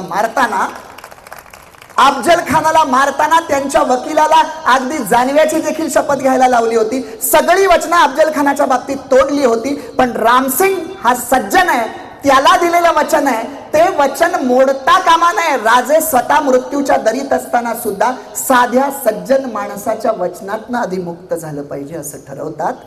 आणि कुठेतरी रामसिंग त्या वचनातनं मुक्त होतो. आता औरंगजेब आणि शिवाजीराजे हे दोघही मुक्त झालेत. औरंगजेब शिवाजीराजांना मारण्यासाठी मुक्त झालाय आणि शिवाजीराजे त्या कैदेतनं बाहेर होण्यासाठी मुक्त झालेत. आता पुढचं नाट्याला सुरुवात झाली. राजे आजारी पडले आहेत. राजे आजारी पडतायत, राजे कंठायत, राजांचं पोट दुखतंय. मग कुणीतरी कवी कलश येतात, कवी परमानंद येतात, कायस्थ सक्सेना येतात, सगळी मंडळी येतात. कुणी जडीबुटी आणतंय, कुणी काय आणतंय, कुणी कुठला झाडपाला आणतंय. त्या वातावरणामध्ये खोलीत असं वातावरण तयार झालंय की राजे आजारी पडलेत. ही बातमी फुलाद खानाकडनं जाफर खानाकडनं अमीन खानाकडनं बादशाह. आग्रा शहरामध्ये राजे आजारी आहेत. आता हे आजारपण हळूहळू वाढत चाललंय. आणि आता राजांनी अजून एक पत्र बादशहाला पाठवलंय की मी आता जगतो की मरतो मला माहीत नाही, पण मला असं वाटतं परमेश्वराचे आशीर्वाद मिळावेत याच्यासाठी मला गोरगरिबांना मिठाई वाटू द्या, त्यासाठी मला परवानगी द्या. आणि बादशहानं त्यासाठी परवानगी दिली आहे. आणि तिथेच तो फसलाय. 13 ऑगस्ट कृष्ण जन्म आहे. राजांनी ठरवलंय कृष्ण जसा निसटलाय तसंच आता निसटायचंय. आणि 13 ऑगस्ट नंतर काय झालंय? फिदाई हुसेन खानाचा वाडा तयारच होत आलाय. त्यामुळे औरंगजेबाचे पहारे कडक झाले. 13 ऑगस्ट नंतर तिकडे औरंगजेबाचे पहारे कडक झाले आणि इकडे राजांचं आजारपण कडक झालंय. कडक झाले म्हणजे काय? आतापर्यंत राजे दिसायचे, कंठाना दिसायचे, बोलताना दिसायचे, पोट दुखताना दिसायचे, खोकताना दिसायचे. आता चकवा बघा कसा आहे. मानवी बुद्धीला, मनाला आणि डोळ्यांना चकवा दिला जाऊ शकतो. कधी कधी पत्त्यातला जादू आपण बघतो त्यात चकवा असतो, तसा राजे चकव्याचं तंत्र वापरतात. काय? आता राजे इतके आजारी झालेत की आता फक्त ते अंथरुणावर झोपलेत. त्यांच्या अंगावर शेला पांघरलेला आहे. एका कुशीला एका पद्धतीनं ते झोपतात. वरती मंदिल ठेवलाय त्यांच्या डोक्याचा, खाली पायजोडे आहेत आणि एक हात असा, बरं का दादा लक्ष द्या इकडे, एक हात असा सोन्याचा कडं असलेला बाहेर आहे. म्हणजे बघा फुलाद खानासमोर चित्र काय? राजे झोपलेत, वरती शेला आहे, सोन्याचा कडा असलेला हात बाहेर आहे, इकडं मंदिल आहे आणि खाली पायजोड्या आहेत. हे पाहणाऱ्याच्या मेंदूमध्ये चित्र फिक्स होणार की असं दिसलं की राजे तिथे आहेत. हे त्यांनी काही दिवस अगोदर बिंबवलं. बरोबर मानसिकता आहे बरं का, ही लक्षात घ्या. खूप बारकाईनं केलेलं प्लॅनिंग आहे. रामसिंगाला सांगून ठेवलेलं असतं की ज्या दिवशी तुला कळेल की मला मारलं जाणार आहे त्याच्या एक दिवस सोडून आदल्या दिवशी कळलं पाहिजे, मला सूचना मिळाली पाहिजे. 16 ऑगस्टचा दिवस आहे. बादशहाचा अंतिम निरोप आलाय. उरलेले 12 किल्ले द्या, मनसब घ्या. राजांचं अंतिम उत्तर गेलंय, पहिल्यांदा आम्हाला आमच्या प्रांती जाऊ द्यावं, मग काय द्यायचं ते बघू. दोघांच्याही वाटा बंद झाल्यात आणि रामसिंगाचा निरोप आलाय. कुणातर्फे? फुलाद खानातर्फे काही सांकेतिक भाषा राजांनी आणि रामसिंगांनी ठरवून घेतली होती. फुलाद खान सांगतोय, रामसिंगांना तुम्हाला भेटणं बंद केलंय. रामसिंगांनी सांगितलंय की उद्याचा एकच दिवस आहे, तुम्हाला भेटणं बंद केलंय. बस उद्याचा एकच दिवस आहे म्हटल्यानंतर राजांना कळलं 16 ऑगस्ट 1718 आपल्याला मारलं जाणार. आता पंछी उडणार आहे. रात्रीच निराजी पंत, दत्ताजी पंत, संभाजीराजे, शंभूराजे, शंभूबाळ यांना बोलावून घेतलंय आणि राजे रात्री सांगतायत शंभूबाळांना, शंभूराजे, दत्ताजी पंत, निराजी पंत, बाजी जेधे काका जे काही सांगतील ते व्यवस्थित ऐकायचं. तुम्ही कुंभाराच्या वाडीमध्ये थांबायचं आहे. उद्या आम्ही विशिष्ट वेळी तिथे येणार आहोत. आमची वाट पाहायचं आहे. जास्त बोलायचं नाही. कोणी काही विचारलं तर मोजकीच उत्तरं द्यायची. आणि समजा आम्ही त्या वेळात तिथे पोचलो नाहीत तर आमची वाट बघायची नाही. निराजी पंत, दत्ताजी पंत आणि बाजी जेधे काका जे सांगतील त्या पद्धतीनं त्यांच्याबरोबर मथुरेची वाट धरायची आहे. सगळ्या सूचना शंभूराजांना केल्यात. शंभूराजे आणि आता दस्तक असलेली ही शेवटची तुकडी बाहेर पडतीये. शंभूराजांना घेऊनही बाहेर पडलेत, कारण शंभूराजांना जायला परवानगी होती बरं का, कुठेही जाता, फक्त शिवाजीराजांना येत नव्हतं. आता 17 ऑगस्टचा दिवस उजाडला. साप्ताहिक सुट्टी आहे, जुम्म्याचा दिवस आहे. बादशहा नमाज पडायला जाणार आहे म्हणून थोडी गर्दी उसळलेली आहे. पहारे थोडेसे डिले आहेत. दुपारी 2 वाजता पेटारे आलेत. नेहमीसारखं मिठाई भरण्याचं काम चालू आहे. खोलीमध्ये पलीकडे मिठाई भरण्याचं काम चाललंय. खोलीमध्ये आता फक्त 3घच जण आहेत, कारण शेवटची तुकडी रात्रीच बाहेर पडली आहे.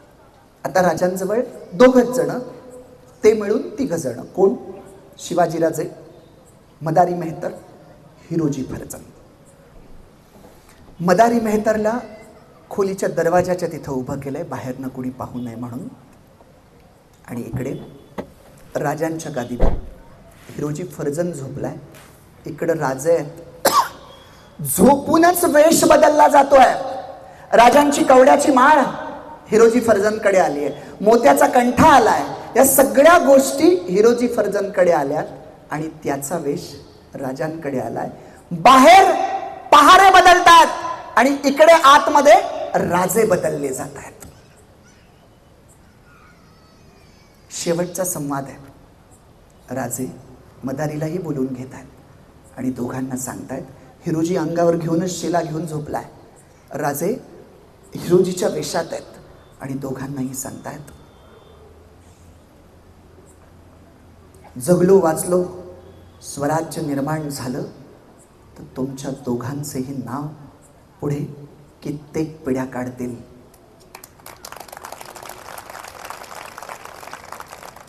आणि मदारी लेकरा पुढे कित्येक पिढ्या तुझ्याकडे बघून लोक म्हणत राहतील, शिवाजी राजाचं राज्य कुण्या एका जातीचं नव्हतं, कुण्या एका धर्माचं नव्हतं. धर्माच्याही पलीकडे जाऊन असलेली माणसं राजानं जोडली होती. जगदंब जगदंब. दोघाही लेकरांनो लक्षात ठेवा, उद्या जशी वेळ मिळेल, जशी सवड मिळेल, जशी संधी मिळेल तसं इथनं बाहेर पडा आणि दक्षिणेची दिशा धरा. राजगड गाठा. तुमच्या जीवाची सुरक्षितता महत्वाची आहे. तुम्ही मला आपल्या राज्यात सुरक्षित पाहिजेत. आतमध्ये शेला पांघरलेला हिरोजी फर्जंद म्हणतो, राज आमच्या जीवाची काळजी करू नका हो. लाख मेले तरी चालतील, लाखांचा पोशिंदा जगायला हवं. तुमची काळजी घ्या, तुम्ही वाटेमध्ये काळजी घ्या. तुमचं जगणं महत्वाचं आहे. अहो आमचं मरणं महत्वाचं आहे. एकदाच काय, तुमच्यासाठी लाख वेळा मरण आलं तरी आम्ही ते आनंदात स्वीकारू. आणि जर पुढचा जन्म असेलच तर परमेश्वराकडे हीच प्रार्थना आहे, पुढचा जन्म सुद्धा राजांसाठीच खर्ची पाड. एवढंच आमच्या नशिबात दे. राजे या, तुम्ही स्वतःची काळजी घ्या. लेकरांनो, आवेशात भावनेत येऊ नका. सुरक्षितपणे पोहोचायचंय. आपण भेटणार आहोत. भवानी मातेचा आशीर्वाद आहे. भेटूया राजगडावर. जगदंब जगदंब म्हणून राजे बाहेर पडलेत. जिथे पेटारे आहेत त्या पेटाऱ्यामध्ये आतमध्ये थोडी मिठाई टाकली. वरती राजे आहेत, त्याच्यावरती पुन्हा मिठाई आहे. आणि आता पेटारे निघालेत. 2 पेटारे मिठाईचे पुढे आहेत. पाठीमागे असलेल्या पेटाऱ्यांमध्ये राजे आहेत. आणि फुलात खानाला खरं रोजची सवय झाली. पेटारे जात आहेत. पहिला पेटारा तपासलाय, दुसरा तपासलाय, तिसरा थांबवलाय. राजे आत न करतायत. जगदंब जगदंब आणि जगदंबेला प्रार्थना करतायत. जगदंबे, स्वराज्य माझ्या लेकरांसाठी आणि माझ्या महाराष्ट्रातल्या गरीब माय बहिणींसाठी उभं करतोय. हा एकच क्षण आहे जगदंबे की फुलात खानाच्या बुद्धीला वेगळं वळण दे. कारण हा एकच क्षण असा आहे की हा एक क्षण नियती कोणत्या दिशेला नेते यावर महाराष्ट्राच्या इतिहासाचं भवितव्य ठरणार आहे. असा तो एक क्षण आहे. आणि महाराष्ट्रातल्या सगळ्या कुलदैवतांनी आणि जगदंबेनं ऐकलेलं आहे. जाफर खानाच्या बुद्धीमध्ये जगदंबा शिरली आहे. आणि जाफर खान विचार करतोय, खोलीत डोकावून बघतोय तर शेला पांघरलेले राजे झोपलेले आहेत. राजे जर झोपलेले आहेत तर पेटारा तपासायची काय गरज आहे. पेटारा पुढे गेलाय आणि महाराष्ट्र आनंदात आहे. महाराष्ट्रातल्या सगळ्या देवतांनी राजांना वाचवलंय. राजांचे प्रयत्न कळसाला पोहोचलेत आणि प्रयत्न असेल तर आम्हाला यश मिळतं याचं उदाहरण जगदंबेनं राजांना दिलेलं आहे. श्रद्धेच्या जोडीला पूर्ण प्रयत्नाची गरज असेल तर औरंगजेबासारख्या क्रूर कर्म्याच्या कैदेतनं सुद्धा पहिल्या टप्प्यातनं राजे निसटलेत. हा फक्त पहिला टप्पा आहे. आता लाईव्ह लोकेशन या काळात आपण बघतो. त्या काळातलं लोकेशन काय होतं. कुंभाराच्या घराच्या वाडीच्या तिथला बाहेर पडणारा आग्रा शहरातला धूर ज्या ठिकाणी आहे त्या ठिकाणी पेटारा एक जाणार आहे. बाकीचे पेटारे मथुरेकडे जातात आणि हळूच एक पेटारा त्या कुंभाराच्या वाडीच्या तिथे येतो. तिथे निराजी पंत, शंभूराजे सगळे असतात. त्या कुंभाराला सांगितलं जातं की आवर्जून सांगा राजे दक्षिणेच्या दिशेला गेलेत. या तुकडीकडे दस्तका असतात. शिवाजी राजांचं डुप्लिकेट दस्तकही तयार करून घेतलेलं असतं.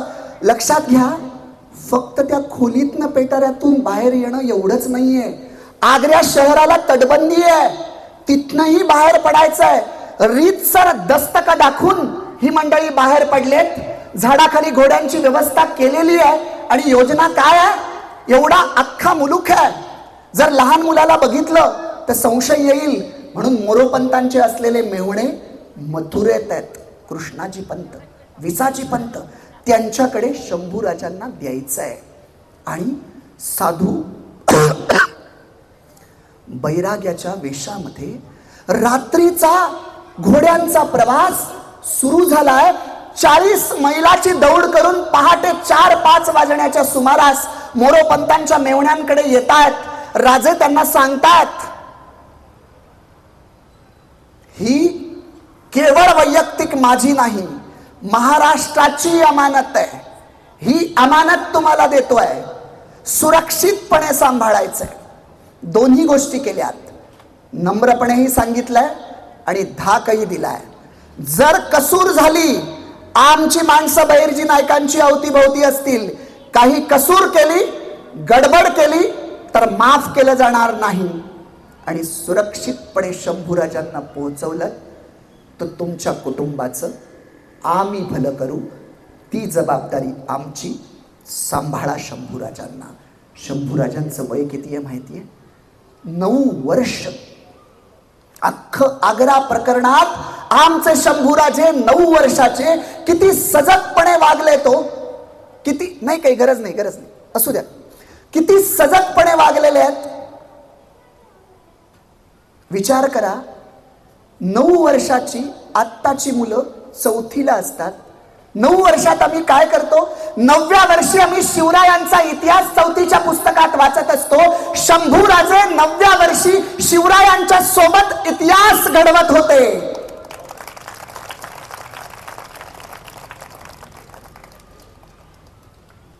इतिहास साक्षीला काय वाटलं असेल पिता पुत्राला सोडून जायचंय. वाचले हा नंतरचा इतिहास.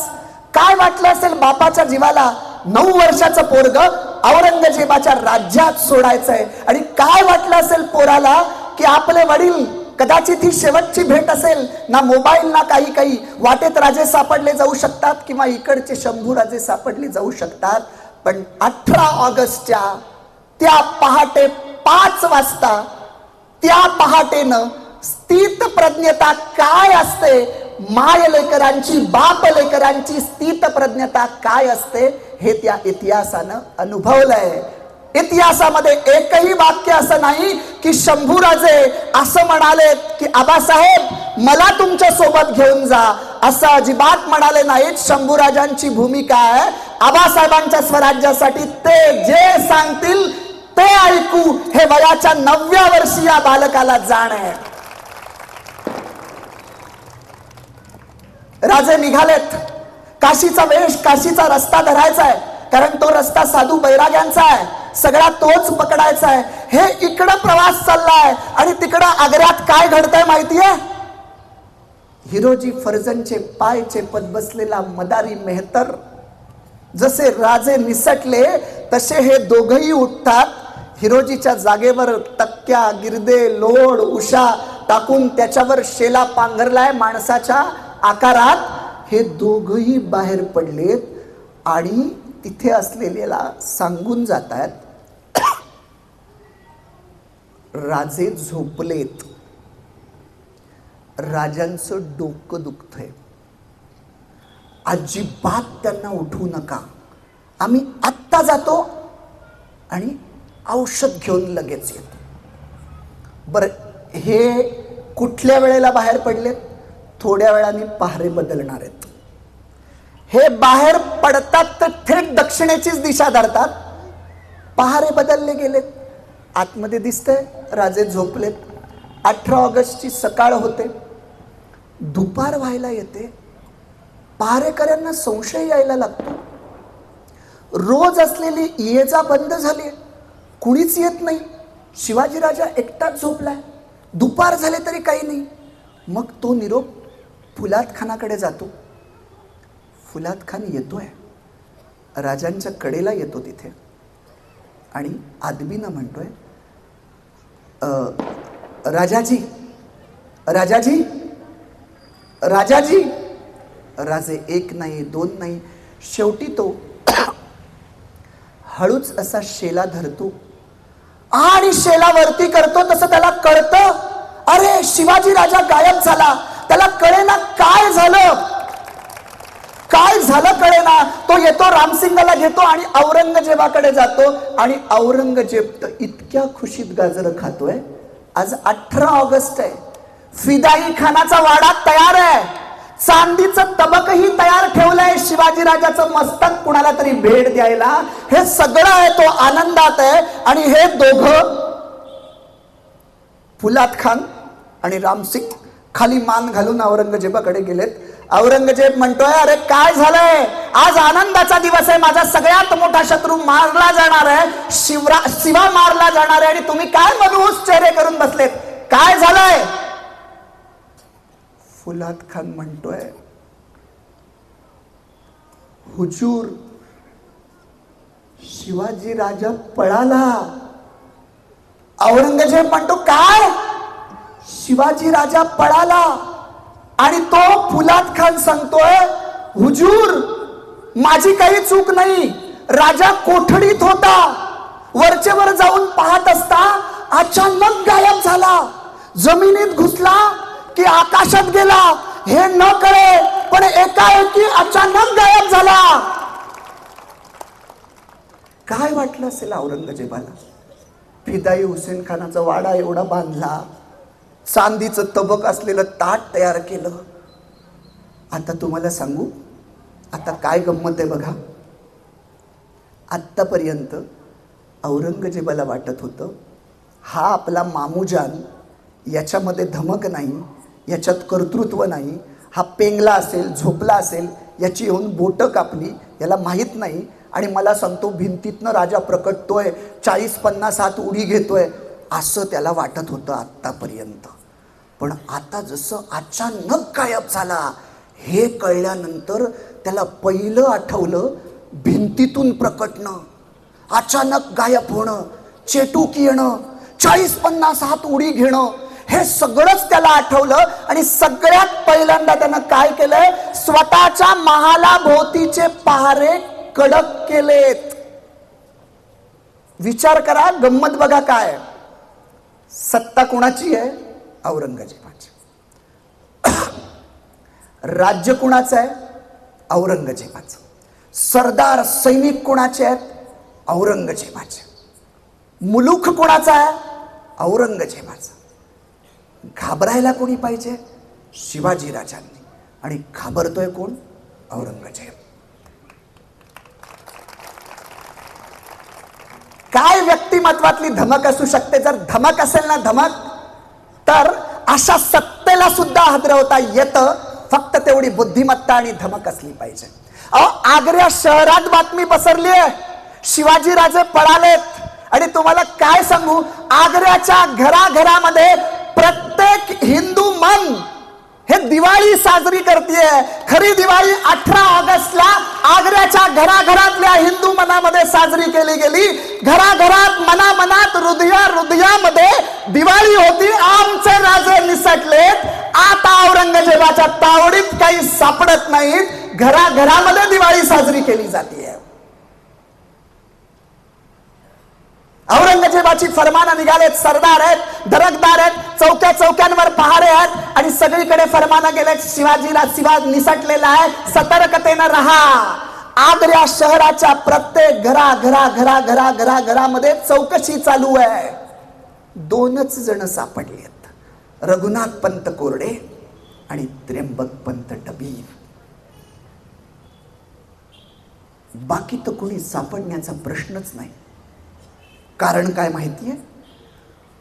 बहिर्जी नायकांनी आणि राजांनी अशा अफवा पसरून ठेवल्यात ना, म्हणजे तुम्हाला सांगतो, त्यावेळची पद्धत उदाहरण म्हणून सांगतो. नरवीर घाटी आहे बरं का, नरवीर घाटी. तिथं औरंगजेबाचं पत्र जाऊन पोहोचतं की शिवा पळालाय, सतर्कतेनं राहा. आणि काहीच दिवस अगोदर काय घडलेलं असतं त्या घाटीमध्ये, चौकीमध्ये अशी पद्धत आहे की ज्या कोणाला दस्तक दाखवून सोडलं जाईल तो जे काही सांगतो ते लिहून घ्यायचं. राजांच्या एका तुकडीनं दस्तक दाखवलं होतं. त्यांनी सांगितलं होतं आम्ही शिवाची माणसं आहोत. त्यांनी लिहून घेतलं शिवाची माणसं आहेत. शेवटचा माणूस म्हणाला आम्हीच शिवा आहोत.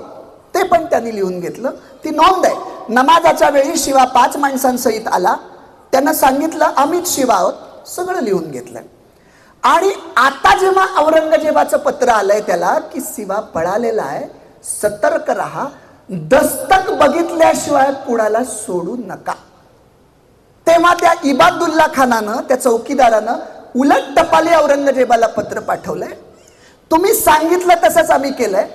नमाजाच्या वेळी 4 जणांसोबत 5 जणांसहित शिवा इथे आला होता. तुम्ही सांगितलं होतं दस्तक बघितल्याशिवाय कुणाला सोडू नका. आम्ही दस्तक बघितलं आणि शिवाला सोडून दिलं. हे पत्र औरंगजेब वाचतोय तेव्हा तो म्हणतोय त्या नरवर घाटीचा चौकीदार इबादुल्ला खान बेवकूफ आहे. बर, कुठला तरी नावाडी येतो, तो सांगतो मी शिवाजी राजाला त्या बोटीत बसून पलीकडे सोडलं, शोध तिकडे पूर्वेला सुरू होतो. कोणीतरी दक्षिणेकडून येतो, तो सांगतो मी शिवाची तुकडी इकडे जाताना बघितली, शोध तिकडे सुरू होतो. कोणतरी म्हणतो उत्तरेला, कोण म्हणतो मथुरेला. थोड्या वेळानं कळतं औरंगजेबाला बुद्धिमत्तेचा चकवा आहे. 100 दिशा शिवाजी राजांनी आम्हाला दाखवल्या, कुठल्या दिशेनं शोध घ्यायचा. बर, राजांनी त्यात काय केलं? जी पहिली तुकडी दस्तक मिळालेली, जी सगळ्यात पहिली जी थेट महाराष्ट्रात पाठवली, ती आल्यावर राजगडांवर तोफांचे इशारे द्यायला सांगितले. का? राजे आलेत म्हणून. राजे नाही आले बरं का, तुकडी आले, इशारात झाले राजे आलेत. ही खबर महाराष्ट्रात असलेल्या मिर्झा राजाला गेली आहे. राजे सुरक्षित पोहोचलेत. मिर्झा राजाचं पत्र औरंगजेबाला आलंय, राजे सुरक्षित पोहोचलेत. मग आता कशाला शोध करायचा? काय योजना आखल्यात. या बुद्धिमत्तेकडे आम्ही पाहिलं पाहिजे. ही राजांच्या बुद्धिमत्तेचा अभ्यास आम्ही कधी करणार? महाराष्ट्राचं दुर्दैव आहे की नको असलेल्या गोष्टींकडे आम्ही लक्ष देतो आणि या बुद्धिमत्तेकडे पाहत नाही.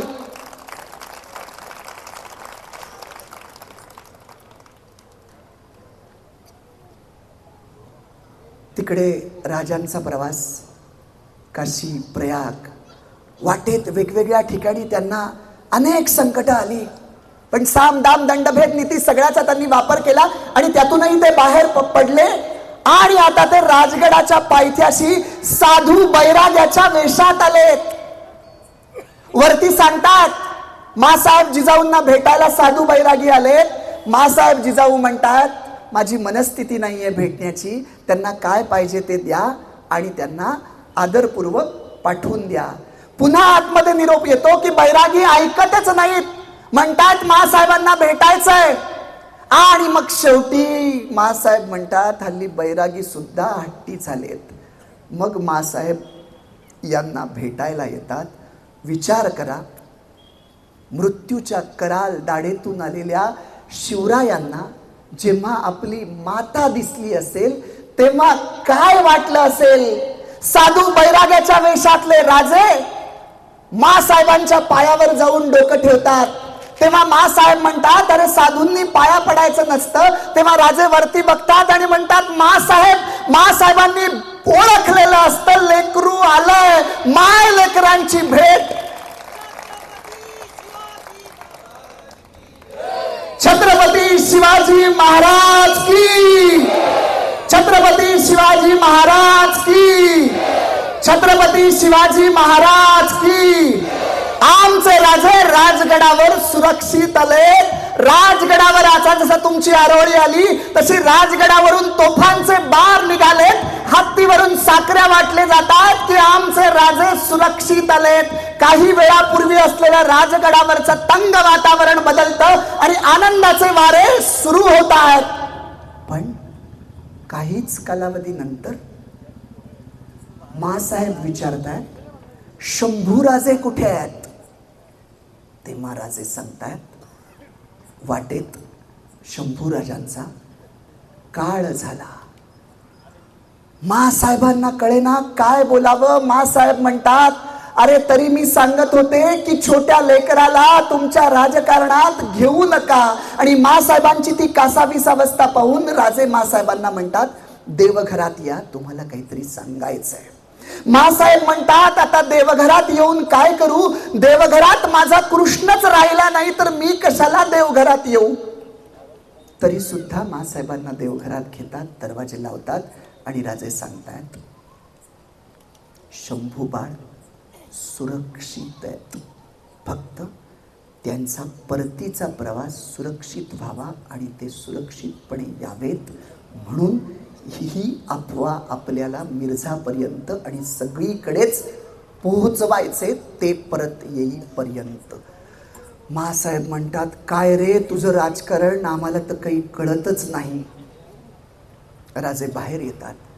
थोडे दिवसांनी पिलाजीराव शिर्के, त्यावेळी लहानपणी लग्न व्हायची, शंभूराजांच्या पत्नी येसूबाई त्यांचे वडील पिलाजीराव शिर्के येतात. त्या काळच्या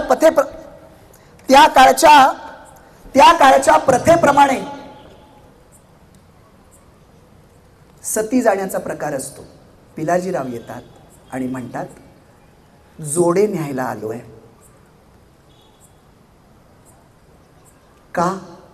म्हणे ती निष्पाप पोरगी खेळत होती, मी इकडे आलो, तिला माहीत सुद्धा नाही की तिचा पती गेलाय, जोडे न्यायला आलोय सती जाण्यासाठी. तेव्हा राजे पुन्हा त्यांना आतमध्ये घेतात आणि सांगतात शंभू बाळ सुरक्षित आहेत हे कळल्याबरोबर ते कमरेची तलवार काढतात आणि राजांच्या पायावर ठेवतात. राजे म्हणतात, हे काय करता? तेव्हा ते सांगतात, मी घरून तिकडे आमच्या प्रांतातून येताना आमच्या कुलदैवतेला सांगितलं होतं की ही बातमी खोटी आहे, असं जो कोणी पहिल्यांदा सांगेल त्याच्या पुढे मी माझं ईमान ठेवीन. ती बातमी तुम्ही सांगितलीत, माझं ईमान तुमच्या चरणी अर्पण करतो. आणि मग काय केलंय महाराष्ट्रासाठी? स्वतःच्या लेकराचे दशक्रिया विधी केलेत. किती अवघड गोष्ट आहे, हे सुद्धा राजांनी केलंय. आणि मग एक दिवस पथक सुरक्षित जातं, शंभूराजांना घेऊन येतं. उरलेले जे 2 वकील असतात त्यांनाही तहाच्या माध्यमातून आणतात. वेळ झालाय, आपण आता हळूच थांबणार आहोत. यात फक्त एकच गोष्ट मला सांगायचं आणि मी शेवटाकडे येतो. राजे पेटाऱ्यातून निसटले का वेषांतर करून निसटले यावर थोडी मतमतांतर आहेत. राजे नक्की काशी मार्गे आले की गेले त्या मार्गे आले यावरही थोडी मतमतांतर आहेत, थोडीफार. पण राजे औरंगजेबाच्या दरबारात गेले होते, त्यांनी औरंगजेबाला मराठी बाणा दाखवला होता आणि सगळ्या योजनेसहित त्याच्या बुद्धीला चकवा देऊन राजे निसटले आणि राजगडावर सुरक्षित आले. यामध्ये मात्र कोणत्याही प्रकारचा वाद नाही, हे अंतिम सत्य आहे. मला चिठ्ठी आली आहे की 10 हा आपला नियम आहे. आपण आता राजांना राजगडावर आणलंय, पुढचं बोलायचं होतं पण ते बोलायला वेळ अपुरा आहे. पण पुस्तकाच्या माध्यमातून मी तुमच्याशी बोलेल. इथे आमचा निखिलेश आहे समोर, तिथे जय शिवराय आणि गुड मॉर्निंग ही 2 पुस्तकं आहेत. आपण जरूर शिवजयंतीसाठी सोबत घेऊन जा, अतिशय चांगली आहेत. तुमच्या सगळ्या टीमचे मी आभार मानतो. आमचे कलेक्टर डॉक्टर किरण पाटील असतील, तुमचे राजेंद्र काळे साहेब असतील, माझ्याशी आमदारांनी संपर्क केला ते सगळी मंडळी. आणि बुलढाण्यातलं माझं हे पहिलं व्याख्यान आहे. माझं या ठिकाणी व्याख्यान व्हावं असे आमचे मित्र योगेश, दीपाली, त्यांचे भाऊ गणेश असतील, आमचा शंकर असेल, निखिलेश असेल, मगाशी आम्हाला जे खरात सर भेटले ते आमचे खरात सर असतील. अशी कितीतरी मंडळी जी आहेत की ज्यांना प्रेमानं मी या मातीत यावं असं वाटत होतं आणि मला येता आलं. त्याबद्दल वेळ अपुरा आहे, खरं मला आभारही मानता येईनात. पण तुम्ही पुस्तकं जरूर बघा, त्यातून तुम्हाला अनेक गोष्टी मिळतील. यूट्यूबवर माझं प्रशांत देशमुख म्हणून चॅनल आहे, तेही सबस्क्राईब करा. आणि पुस्तक वाचल्यानंतर त्यावर नंबर आहे, मला जरूर कळवा. धन्यवाद. आदरणीय प्रशांत देशमुख सरांनी त्यांच्या उगवत्या वाणीमधून प्रचंड इतिहास, फक्त आग्र्यावरून सुटका, महाराज पेटाऱ्यातून पसार झाले एवढंच नाही तर खूप मोठा दैदिप्यमान इतिहास त्यांनी या ठिकाणी मांडला. त्याबद्दल आयोजक समितीच्या वतीने त्यांचे मनपूर्वक आभार मानतो. आपण सर्वजण या कार्यक्रमाला उपस्थित झालात, आपलेही मनापासून आभार मानतो. सकाळी कार्यक्रम आहे, अतिशय चांगला असा कार्यक्रम आहे. आपल्या बालबच्चांना घेऊन या. खऱ्या अर्थाने तो कार्यक्रम लोकांनी खूप छान आहे, कारण मला इथून सगळे दिसत होते, तुम्हाला फक्त मी दिसत होतो, पण इतकं छान एन्जॉय करत होतो. संध्याकाळच्या महाराष्ट्राचा शाहिरी बाणा याही कार्यक्रमाला सर्वांनी उपस्थित राहावं. काय होतं की नियम आम्हीच पळू राहिलो, आम्हीच काय केलं, आमची मिरवणूक हा कार्यक्रम आम्ही सांगितलं की आम्ही 10 वाजता बनतो, आम्ही नियम पळू राहिलो. संपला असं जाहीर करतो. छत्रपती शिवाजी महाराज की धन्यवाद. पिन ड्रॉप सायलेंट होतो साहेब, एकदम पिन ड्रॉप सर. सर दिल्लीहून आग्रा आले, म्हणजे आपलं ते अफवा होते, त्या अफवा अफवा आहे. 24 तासात कसे 24 तासात येणं शक्य नाही. तुम्ही जे 5 मार्च पासून सांगितलं खूपच छान, म्हणजे लोक खेळू होते बिलकुल. तर माझा मुद्दा असा होता,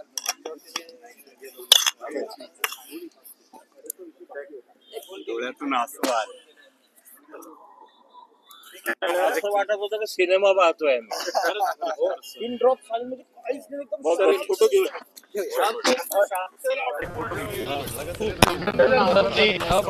सुरू करताना कमी झाला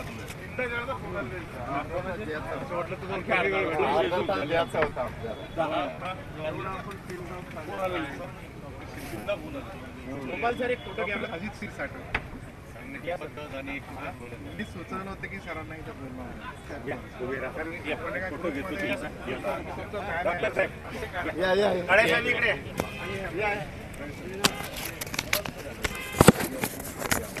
लोक खूप एन्जॉय आणि छान